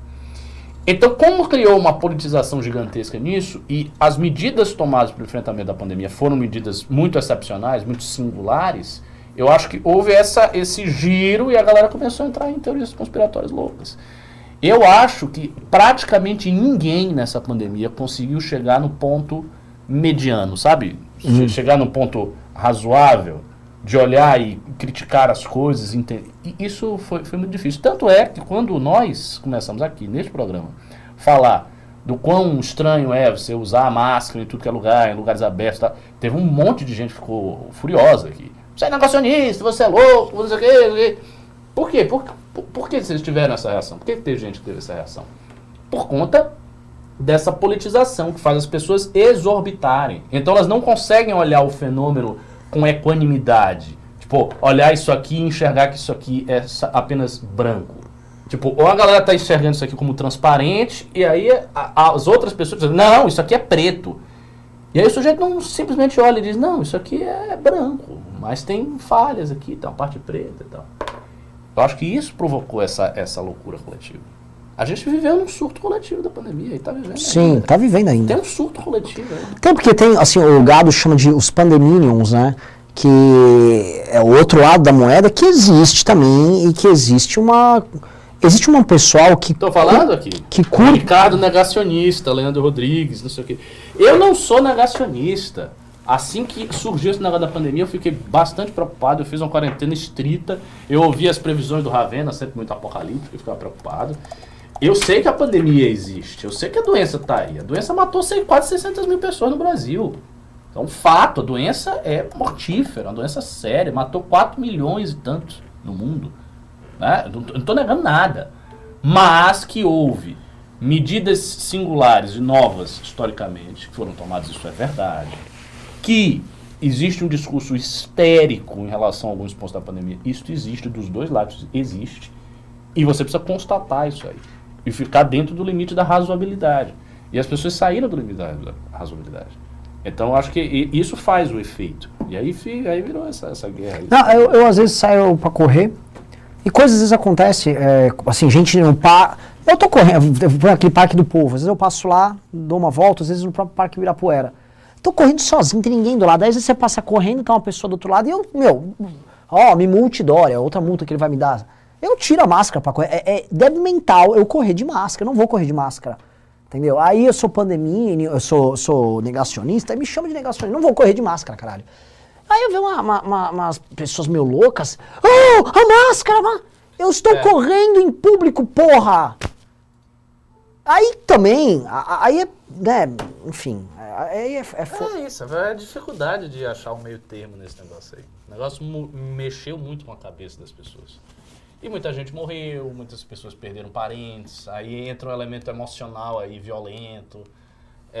E não só, porque tem o outro lado. A galera, por exemplo, quando teve os lockdowns, a galera que perdeu o comércio, a galera que perdeu emprego, a galera que... E aí essa galera, por exemplo, apoiou o Bolsonaro. O Bolsonaro tinha uma certa aprovação popular quando ele veio com aquele discurso que tem que abrir tudo. Porque ao fechar tudo, houve uma série de problemas econômicos, a gente sabe disso. É lógico, o Estado tem que ir no auxílio disso aí, ok. Mas quando fechou, os problemas apareceram também, como era inevitável. E isso também fez com que parte da população olhasse o Bolsonaro e dissesse, não, deve ser tudo mentira, não existe pandemia nenhuma, eles estão inflando os números, essas estatísticas, veja bem, as pessoas morreram mesmo de Covid ou morreram e botaram que era Covid, mas eles morreram de outras doenças. E aí começa a vir várias coisas, várias teorias. Aí eu tinha um amigo no hospital. E tudo isso ainda aumenta porque você tem internet. Então isso tudo entra na era da internet, entra na era da pós-modernidade, entra na era que o símbolo é deslocado da realidade. Então as pessoas perdem contato com a realidade. O excesso de informação que nós temos é uma coisa vertiginosa. Então a gente tem informação para tudo que é canto. Se você for procurar, você vai achar um monte de artigo negacionista. Um monte de supostos cientistas e médicos são negacionistas. Não é só a Nise Yamaguchi, não, tem vários. Então você acha o que você quiser achar. Você acha, hoje, em termos de informação, você acha o que você quiser achar. Então, se você quiser se apegar àquela informação ali, você se apega e você constrói, você fabrica um construto racionalizante da sua loucura e você fica dentro. E é isso que a gente viu na pandemia. E eu acho que isso é só o início, no sentido de que vai vir outras coisas aí no futuro. O que foi? É que tá ruim? É que falaram que o seu áudio tá ruim, eu vou jogar no meu. Bom, vai vir outras coisas aí no futuro em que a reação mundial vai ser semelhante. Você vai ver, o século XXI será um século marcado por loucuras coletivas. Outra coisa que o pessoal, enfim, isso aí dá grandes discussões, que o pessoal tem que entender também, assim, o poder que vocês estão delegando aos técnicos. Uma pessoa falou, não deveria haver discussão sobre questões que são técnicas. Tem certeza disso? E nenhuma questão é só técnica. Exatamente. Mas assim, você tem certeza? Porque assim, se a gente for levar tudo pro campo técnico, muitas maluquices podem ser feitas, né? Tenta botar uma máquina para resolver problemas, dilemas éticos. Não resolve. Não vai resolver. Né? Então, eu não vou entrar em exemplos aqui, você pode ser os exemplos mais bizarros e absurdos possíveis. Né? Por exemplo, tem uma coisa que não é nem um pouco técnica. Olha, o Estado gastar fortunas com remédios caríssimos para pessoas que têm doenças muito raras, e essas pessoas vão morrer em pouco tempo. Isso não é técnico. Isso não é técnico, isso é uma doença estúpida. Se você for pensar em termos de custo-benefício estrito e abandonar a ideia da vida humana, nenhuma inteligência artificial faria isso. Nenhuma, não teria o menor sentido. Por quê? Garantia de direitos humanos no trato a comunidades em que certos índices que seriam dados como técnicos, índices básicos que você deveria ter para avaliar, podem falar, olha, mata todos os bandidos que tem aqui, só mata eles. Pronto, acabou. A gente resolve essa história. Para a maior parte das pessoas. Sim. Então, assim, cuidado. Essa questão a técnica resolve, isso começou a entrar muito na cabeça das pessoas. Eu acho que essa é a grande característica negativa que está vindo da pandemia. Achar que se você vai meter um bando de técnicos, um bando de especialistas, o Martim adora falar disso, e esses caras vão resolver o assunto e tá tudo bem. E tá tudo bem. Aí, meu irmão, aí que você se ferrou e não percebeu. Exatamente. Eu não pedi Pix, né? Não. O pessoal não mandou Pix, né? O som, Mandaram? aposto que foi um desastre de Pix. Não dá quase nada, né? O Vitor Sono tá até quieto. Mandaram Pix? Você falou comigo? Falei. É. Não tava escutando. Mandaram 477. Pessoal, eu preciso de pelo tão menos, mas pelo menos uns 1.200. À tarde não mandaram nada, né? À tarde? Mandaram nada. Não. Tá, vamos leiloar alguma Deixa eu ver coisa aqui. aí, pessoal. Vamos pelo menos pra R$1.000 aí de Pix. Deixa eu ver aqui à tarde. Faltam 523. Falta 500 pra minha meta do dia. Preciso bater minha meta do dia aí, pessoal. Não é por nada não. Mandem aí as perguntas que nós vamos responder. Olha, à tarde entraram, você quer escutar? Ah, R$12. R$12. Nossa, R$12. Obrigado. Só? Das 2 Só. às 4. Pô, que Ó, sacanagem. pessoal, tá no G1, Couto. Se quiser põe na tela aí, falaram que saiu pesquisa e é assustadora. Ah, é? Lula primeiro turno. Deixa eu ver aqui. Primeiro. IPEC, Lula aparece na liderança nos dois ai, cenários ai. e corrida eleitoral para presidência permanece estável. Lula com 48%. Tá uma diferença muito estrondosa. Tá, e ó, posso falar, o cenário 1 que eles desenharam aqui é um cenário bem possível, tá? Achou? Quer você botar na tela aí? Tá lá atrás. Vamos lá, vamos analisar, ó. Aí, deixa eu só ver a tela aqui. Mas toda pesquisa que eu analiso eu fico depressivo, eu vou parar com isso. Não vou analisar mais não. Não, vou você tem embora. que uma situaçãozinha que não é tão ruim assim? Não, imagina, a situação é ótima. Não, vamos lá. Não é tão ruim assim, essa foi foda, hein? Cara, a gente tem que manter assim. o pessoal não pode desanimar. Ô, perdão, a situação tá muito boa, é isso aí, vamos que vamos, tá tudo legal. A gente estamos evoluindo. Recuperação em V. As pessoas não percebem, cara. Às vezes você tem que bater no fundo do poço para poder se erguer. Bom, você diz aí quando eu preciso abaixar. Pode descer, vamos cenário 1 aqui, ó. Vamos ver essa beleza aí, o cenário. Cenário 1. Lula, falta 2% pro Lula ganhar o primeiro turno, tá muito bem. Natal. Eu olho isso e só penso assim, o tipo de cela que eu vou frequentar daqui a 2 anos. Né? Jesus. Jair Bolsonaro com 23, isso me anima, assim, o Bolsonaro já está indo, assim, o Bolsonaro vai aparecer já na casa Dos 20. de 19, 18, logo mais. O Bolsonaro tá fudido nessa eleição demais. Assim, ele vai cair dos 20 e muito rápido Cara, isso. me surpreende, se o Ciro tá fraco, né? Pelo que ele já fez, já teve 12. Tá com 8. 8. O Dória 3 e Mandetta 3. São as crianças da Né? terceira via. Vamos lá, Vamos ver. vamos pro próximo, vamos lá. Aqui é um gráfico. Cenário 2. Lula 45, Bolsonaro 22. Cenário com Moro, né? Ciro 6, Moro 5. Opa, não teve nenhuma grande coisa aqui, não. Datena 3, Dória 2, Mandetta 1, Pacheco com 1. Aí os demais aí, candidatos. Tudo zero. Tudo zero. Porra. Tem cenário 3 aí? Vai que tenha. Não tem. Cenário 3. Mas vamos lá, tem uma coisa, uns interessantes aí. Deixa eu pegar, ó. Sobe aí. Não, é amostra, isso é só amostra. Não pensei que ia falar alguma coisa com... não, pera. Eu acho que tá movimentação ali. Vamos lá. Segundo o Ibope, as intenções do voto do presidente Lula são mais expressivas entre aqueles que residem no Nordeste. Normal. 65. Mas é o normal dele, Isso mano. é o que já se imagina. Ensino fundamental 1, ensino fundamental... Você é pessoas com menor escolaridade, cidades pequenas, ele caiu, e católicos ele aumentou. Do Bolsonaro, olha só. Ele aumentou a intenção de voto no Norte e Centro-Oeste, 28 para 31. Mas já numa base fraca. É. Na base dos 30 Gente, e o cara tá na base dos 60. Vamos falar um negócio. Tá, a diferença A gente é fala, boa, o Bolsonaro é dono do Centro-Oeste. Ele tem 30%. Isso não é nada. Ele não é dono mais de nada. Ele É. não é dono mais de nada. Entre homens, 28%. Evangélicos, ele já começou a cair. E outra, o evangélico é tudo bolsominion. Não, 30%. 31%. É tipo um terço. E quem se autodeclara branco variou de 29 para 28.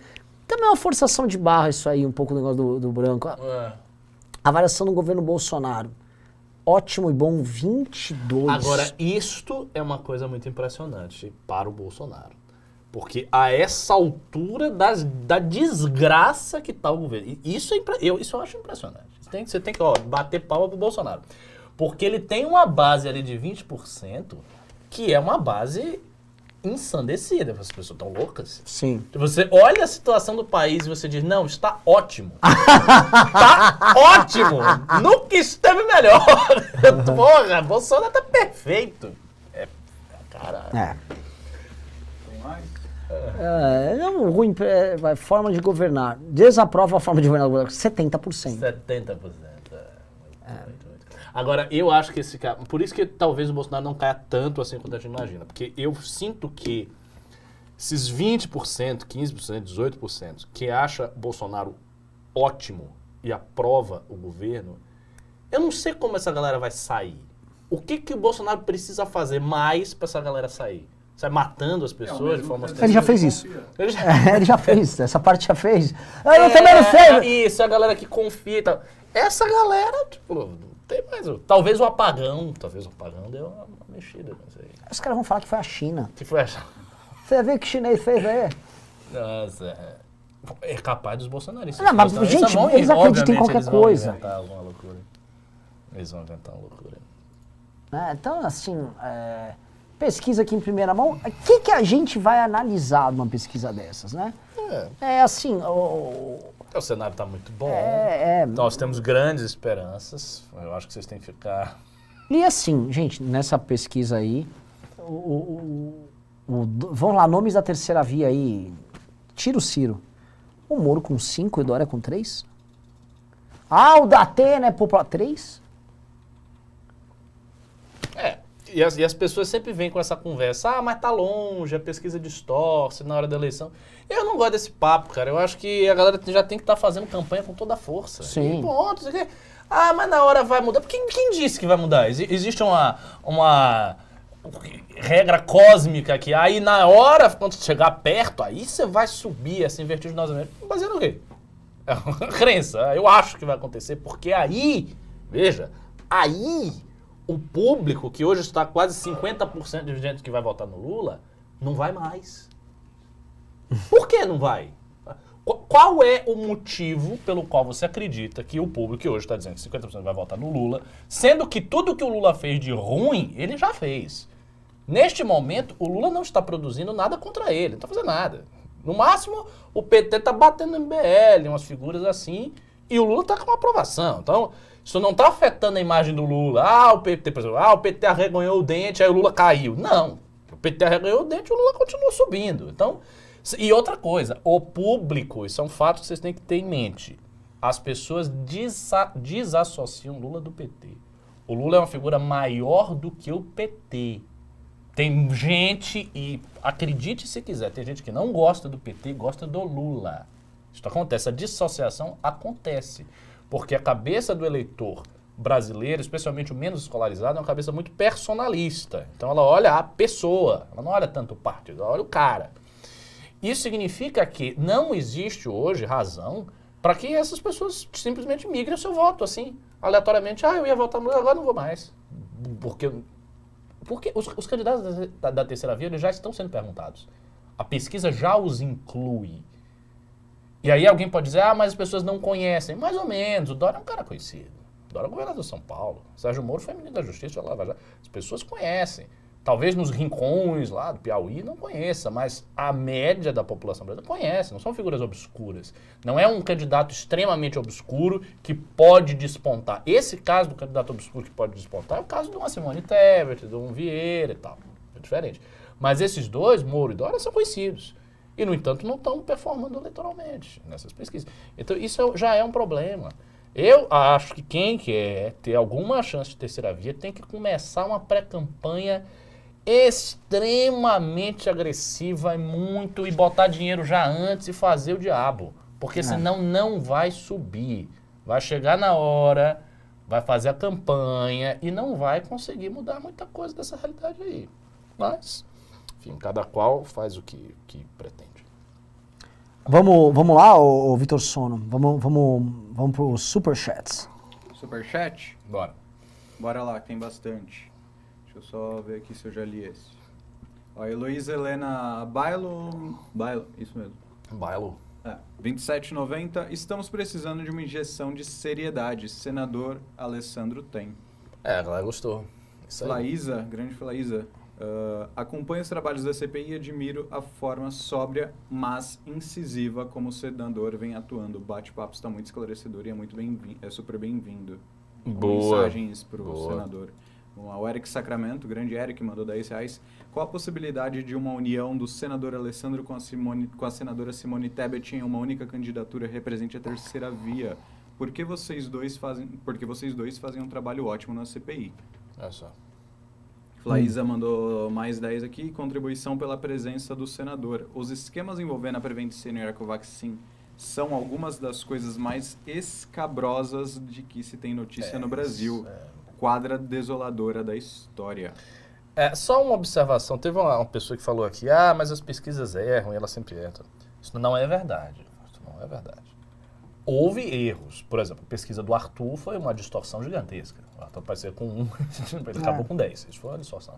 Mas eu bem me lembro das pesquisas para presidente que já começavam a mostrar, com ninguém acreditar, que o Bolsonaro está subindo. Final de 2016, o Bolsonaro já tinha 7%. Ele estava subindo, as pessoas viram isso. Aqui todo mundo ficava cético, eu inclusive. Achava que na hora a grande máquina, enfim, ia destruir.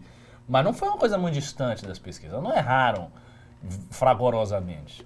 Então a ideia de que essas pesquisas estão distorcendo tudo, não é assim, não vejo desse jeito. Não vejo desse jeito. Eu acho que é preocupante e real. O Gabriel Brasil mandou R$30. Senador Alessandro Vieira, com todo respeito, a sua candidatura independente fortalece o bolsopetismo. Muitos eleitores ainda não o conhecem. Converse com a Moedo e Moro também. Temos que ter uma base de candidatos sólida. Mas o ponto, sabe o que é? Ele tem que lançar. E se não deu, ele não põe a candidatura no fim. Exato. Também acho. Até porque também não tem ninguém que está despontando lá em cima. Vamos explicar. Olha só, o único que está um pouquinho despontado dos demais é o Ciro e caindo. O Ciro caindo. 8. Pois é. O Montenegro só mandou R$5. Tudo isso só acontece porque a justiça não funciona.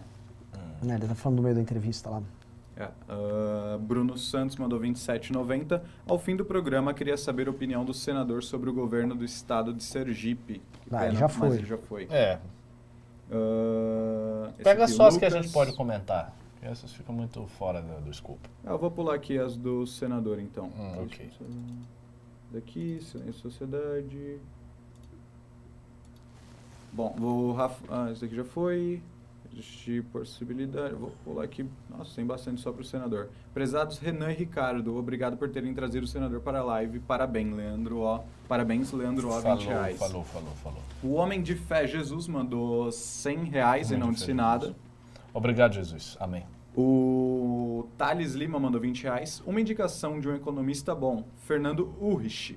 E um puxão de orelha no senador. Vamos dar uma economizada aí em senador. Apesar disso, tem meu voto. O Fernando Urrich. O Fernando Urrich já é um economista liberal básico, Institutos Mises. Não sei se... na área dele lá, criptoinvestimentos, parece que é bom mesmo. Eu falar, o Urrich é quase mais ou menos. O Urrich, ele... Gente, vamos olhar pra frente. Vamos olhar pra frente, vamos parar de ficar discutindo besteira. E outra, assim, a gente sempre tem que distinguir, isso eu acho uma coisa importante, entre o que o economista, que é um cara por se meter num ministério, os economistas, e o pequeno economista. Assim, vamos ter ciência das coisas. É a mesma coisa que eu quero dizer que eu vou ser o ministro da Educação. Não é assim que funciona. Você tem que botar uma pessoa que tem uma envergadura, entendeu? Que tenha peso institucional para sentar ali. Existe não um é? ponto... Você pega ali, aquele ali, eu gosto dele, ele é bacana. E existe um entendimento que precisa ter. Entender a máquina. Por que chama o Meirelles? O que significava chamar o Meirelles? O Meirelles, quando ele foi chamado para presidir o Banco Central no governo Lula, o primeiro, ele foi levado lá. Mas ele foi o primeiro banco central com uma experiência no Bank of Boston. Ou Bank of America. Sim, Bank of Boston. Então assim, banco para banco, tal. E assim, não existe muita gestão dentro do banco. Assim, existe a política monetária ali que o cara tocava. Beleza. Disso ele criou uma vasta experiência ali na relação com os técnicos e tal. Então ele conhecia todo o corpo técnico de Brasília. Quando o Meirelles assume o Ministério da Fazenda no governo do Temer, ele fez o contrário do Guedes, ele fez aquilo que o senador estava falando, que assim, ele pegou todo aquele corpo de técnicos deu mais poder para eles e falou, ó, nossa linha é mais ou menos essa. O que vocês já têm de estudos que dá para implementar aqui? O que a gente pode fazer aqui que a gente baixa o juros, blá, blá. Os caras já têm as políticas lá, já têm os quadros lá. Tem uma boa parte do trabalho, na verdade é um trabalho político que você tem em lidar com os seus técnicos e fazer com que isso tenha representação parlamentar para que os projetos passem e a coisa anda. Era isso que a turma do Meirelles fez. Então, o Meirelles era um político. E por que o Palocci, que era um político, também foi um bom ministro da Fazenda? Mesma coisa. Mesma coisa. Por que o Fernando Henrique, que é um bom que não é político... economista, É. um sociólogo. É, entendeu? Então, assim, tem esse aspecto que não, a galera às vezes esquece ele. É. Deixa eu abrir aqui meu microfone. O Rafael Barlatti mandou R$20. Vocês acham que se a indicação do Mendonça avançar e ser aprovada, o Aras pode ter um lapso de hombridade e partir para uma vendetta contra o Bolsonaro? Ele não tem para onde crescer no cargo e dar uma de Janot pode ser uma opção. Eu acho que o Aras joga com o PT, ele é uma indicação do PT. E o Aras, Essa linha é mais ele vai fazer o que for interessante pro PT. Que possivelmente não manter fazer Bolsonaro. nada. Não. O João PMA mandou... É membro aqui, mandou alguma mensagem no Silvio Valor. Eu acredito que a histeria não foi desproporcional. Era melhor ter feito um recesso extremamente ridículo em proteção do que agora ter 600 mil brasileiros. Não, eu sei, veja, eu não estou colocando na balança. Não é esse o sentido da minha fala. O sentido da minha fala é perceber que houve e que há histeria, que existem exageros e que o fato das medidas de contenção da pandemia serem tão singulares, serem uma coisa tão diferente, suscitou uma resposta mais histérica e conspiracionista. É por isso também. Se eu fosse falar pra vocês, sim, eu compartilho as opiniões do Ricardo aqui, todas que ele falou. Eu teria feito uma política de restrição muito, muito dura se eu fosse presidente da Eu República. também, no Mas início então muito duríssima. muito dura. Mas depois... Pra reduzir logo assim. Também a gente olha, né, as pessoas estão se aglomerando em balada, aos montes hoje. As pessoas estão em restaurantes, as pessoas estão na rua 25 de março lotada. Achar que, não, mas tudo bem, mas se você for andar num parque... Vote a mão, que aí vai resolver. Não é. Aí você dá a força pro Fiuza, fala, Aí o cara vai dizer isso, pô, tem uma balada entupida, a galera se beijando, se agarrando. Ok. Aí você vai pro Ibirapuera, correr, você tem que botar uma máscara. E tem um ponto, assim... Não tem sentido. A mortalidade caiu demais, mas caiu muito, entendeu? Há uma queda da mortalidade graças à vacinação e tudo mais, perfeito. Agora, vai haver um índice de mortes que vão acontecer, igual existem homicídios que acontecem se você não fecha o país por causa do homicídio. Acidentes de trânsito vão continuar acontecendo, você não vai parar as ruas e rodovias. E você vai combatendo, educando, trabalhando como dá. Mas viver, mano, também assim, viver, você não é um robô, né? Viver envolve lidar com a sua liberdade e com os riscos. Isso aí. Vamos pro próximo Pimba. Renan, por favor, arruma sua lapela. O Maelaua 2 mandou R$20. De verdade, esqueçamos 22. Dar murro em ponta de faca agora é perda de tempo e gasto de energia desnecessário. O foco agora de campanha do MBL tem que ser o Arthur para São Paulo e parlamentares pelo Estado. Não, mas vai ser. O foco vai ser esse. Mas, obviamente, se a gente puder ajudar em alguma medida a terceira via, a gente vai ajudar, né? O Roger Oliveira mandou R$10. Um fato é que todas as pesquisas mais recentes, o Lula está oscilando para baixo e o Ciro para cima. Não, essa no aqui não Datafolha, aconteceu a diferença do Ciro para o Bozo é de 13% em um dos cenários. Mas Subindo, Lula. você tá com muita fé. É que foi só no Datafolha que teve essa oscilada aí. Exato. A gente, só pra falar, o pessoal do Ciro, que acompanha a gente aqui e tal, a situação do Ciro não tá nada fácil. Não tá nada fácil. Porque o Ciro é o que tá mais fazendo campanha e ele não consegue. Ele não traciona, gente. Esse é um ponto que você levantou fundamental. O Ciro faz a mesma campanha desde 2018. Não é a mesma, porque entrou o João Santana e mudou um pouco. Mas ele faz campanha desde 2018. Ele está com anos de campanha. O que vocês têm que colocar na cabeça é o que o Ciro vai fazer de tão incrível para mudar estruturalmente o cenário. É a mesma pergunta que eu fiz em relação à manifestação. E eu estava falando com o Couto. A manifestação, se a gente for marcar uma outra e tal, não pode ter 10% a mais, 15%, 20%. Tem que ser uma coisa estruturalmente que mude a lógica. E isso é difícil, porque ele já está testando as coisas. Ele já está com o João Santana. Quem mais o Ciro vai convidar? Vamos então para o último Pimba aqui até agora. Mariana Coelho mandou R$27,90. Vários Pimbas de R$27,90. Por essa pesquisa, os votos da terceira via se pulverizam. Precisávamos ter uma candidatura única com apoio amplo com o quórum do 1209. Difícil.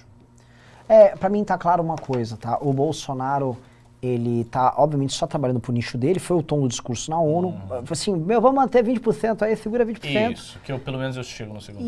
Vamos atirando em tudo que vem da terceira via, por isso que o foco no MBL, eles atiram demais no MBL, que eles acham que a gente é o indutor aí desse campo aí da terceira via. E torcer pra... Assim, tem sentido, tá? Eu também acho a estratégia do Bolsonaro, dada a desgraça que ele está, é a melhor que ele tem que fazer. O Bolsonaro é como se fosse um time de futebol que ele já vai para a fase do mata-mata e ele fala, eu tenho hoje, ele joga pelo empate. Eu não preciso jogar bem, eu tô com um jogador a menos, meu time joga mal, eu vou botar na retranca e vou dando canelada em todo mundo. Só que se o empate, né, se o placar atual continuar, eu vou pro jogo seguinte. Então o Bolsonaro tá jogando pelo empate com a terceira via. Então ele tem que deixar o time... que foi? Tenta puxar a lapela pra frente, ela fica arrastando a sua camiseta e enche o saco. Saco, isso? Como é que eu vou empurrar ela pra frente? Pronto. Aí, Já foi. pode ir pros Pix? Vamos lá. 507 de Pix, vou começar a ler aqui. O Miguel Castilho mandou R$20. Quais as expectativas e quais os métodos da campanha para um candidato underdog na má fase do MBL? Como é que é? Exatamente, um candidato underdog na má fase do MBL. Eu também não entendi. Underdog é um candidato, tipo assim, inesperado, sabe? Underdog é aquele... aquela pessoa que vem de baixo e ninguém espera, e que torce, tipo o Rock Balboa ganhar uma luta. Ah, sim. Tipo, imprevisível. Mas E não deve estar em má fase, não primeira tem. coisa. E não tem Ele esse diz que candidato. ele está na má fase. Ele tá numa fase? Que ele está pedindo dicas para ele, eu entendi. Pra ele? Pra ser o candidato? Vamos Difícil pro próximo, dizer. então. Não dá pra... Entendi nada. João Silva mandou R$30. Alessandro Simone 2022. É. Juliano Rafael Enamoto mandou R$20. Senador, em bastidores da CPI tem colegas governistas que falam em off. Cara, não aguento mais defender Conte bastidores. Eu não entendi nada. Eu também não. Tá meio estranho mandando esses pics aí. Escrevi sobre a atuação do senador Alessandro e da senadora Simone Tebet no jornal GMT Media News. Depois dá uma olhada, senador. O Juliano Rafael Enamoto mandou de novo isso. O Alisson Filho mandou R$50. Gostaria de saber o que o senador... É tudo sobre o senador. Pensa sobre a revisão do Pacto Federativo. Parabéns pela escolha no Senado. O Pedro Moreira mandou R$50. Senador, vou pular essa. O Rafael Neto mandou: qual a opinião de vocês sobre pena de morte? Cara, em abstrato é difícil dizer, mas eu não sou em princípio contrário. Até porque a Sharia tem pena de morte. Então, principiologicamente, sou a favor. O Everton Silva mandou R$5. Renan, nem sei se vai ler esse modesto Pix, mas é isso. Pôr a bola no chão e ajeitar a casa. Se ele puder falar do que pensa... Se puder, fale o que pensa sobre diplomacia. O senador, no caso. Mais um Pix aqui do senador. Vou pular esse. Acho que por enquanto é isso. Só teve aqui mais um do João Antônio Mastrange. Mandou 33 e 33. A sobriedade do senador traz muita satisfação. Detona o estrionismo do Bolsonaro, a cafajestice do Lula e a artificialidade do Dória. Olha só. O Mastrange é muito bom, muito bom. Quem não gosta dele é o Cogos. Por enquanto é isso. Então foi, né? Assim, eu não vou ficar mendigando aqui o Pix, até porque a gente vai ter sexta-feira uma super live, todo mundo. E nessa live aí a gente vai trazer ideias, e sábado tem a nossa assembleia. Pessoal, aqui as 2.000 pessoas que restaram aqui no fim do programa, eu peço para vocês, por favor, comprem o seu ingresso para o congresso do MBL. mbl.org.br/congresso. Por que eu estou falando para vocês comprarem? Já já a gente está anunciando, eu vou ser bem claro e bem direto. Já já a gente vai abrir para o grande público, vão anunciar presidentes que vão participar, debates aparentemente presidenciais, ex-ministros do governo Bolsonaro que vão estar lá, falo no plural, que juntem aí os pontos, né? E coisas do tipo que vão rolar, né? E aí a gente vai abrir pro grande público, aí vai o Arthur anunciar: mestre, presta atenção, vem aqui, vai rolar, aí arrasta pra cima, vai vender tudo pra um monte de gente, e vocês que estão aqui na luta com a gente vão ficar chupando o dedo, e aí depois não vão reclamar do Nanã e tal, que não foi no Congresso. Então, E a gente não pode aumentar as vagas. Então tem uma vaga limitada mesmo, não é propaganda. Tem vaga num dia, tem vaga no outro, é limitado e não vai aumentar. Então não comprou, demorou, não vai entrar. Então compra logo, adianta esse negócio. E outra, a galera fica dizendo, tá caro nada, tá baratíssimo. tá caro. 300 tá conto, caro. 2 dias, o dia inteiro, palestra, isso, não sei o que. O Congresso inteiro, 2 dias, tá R$300. Pois é. Você pega com o Fórum da Liberdade, muito mais caro, o negócio da XP, 1.000 e tantos reais. Que hoje eu fiquei ouvindo esse negócio da Câmara, aí eu fui ver os congressos de direito, congresso normal, tipo, 6º Fórum do Direito Sindical, 4º Fórum do Direito Penal, tudo 300, 400 contos. Um dia, às vezes 2 dias pra ver uns palestrantes de direito jurídico. X, ninguém dá bola. E ninguém sabe nem quem é, irmão. Num lugar frio que você vai comer, sei lá, um sequilho e tomar um suco de uva. É. Pô, O evento nosso, assim...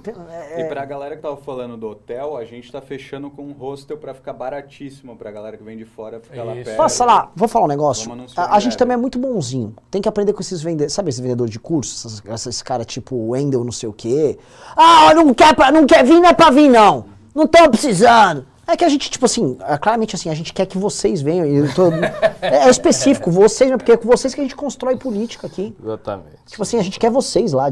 É bem específico. A gente vai abrir pro grande público. Entendeu? Ai, você viu muito. Carlos Decotelli no evento do MBL confirmado. Ele vai trazer um extensíssimo currículo de Harvard. Carlos Decotelli. Ele tá vindo o Decotelli e o Sérgio Camargo, tá ligado? O Decotelli e aquele o nazista lá, e a Regina Duarte.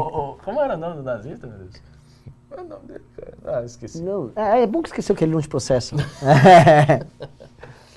Então é isso. Então vamos que Alvim! Roberto Alvim, né? Exatamente, Roberto Alvim.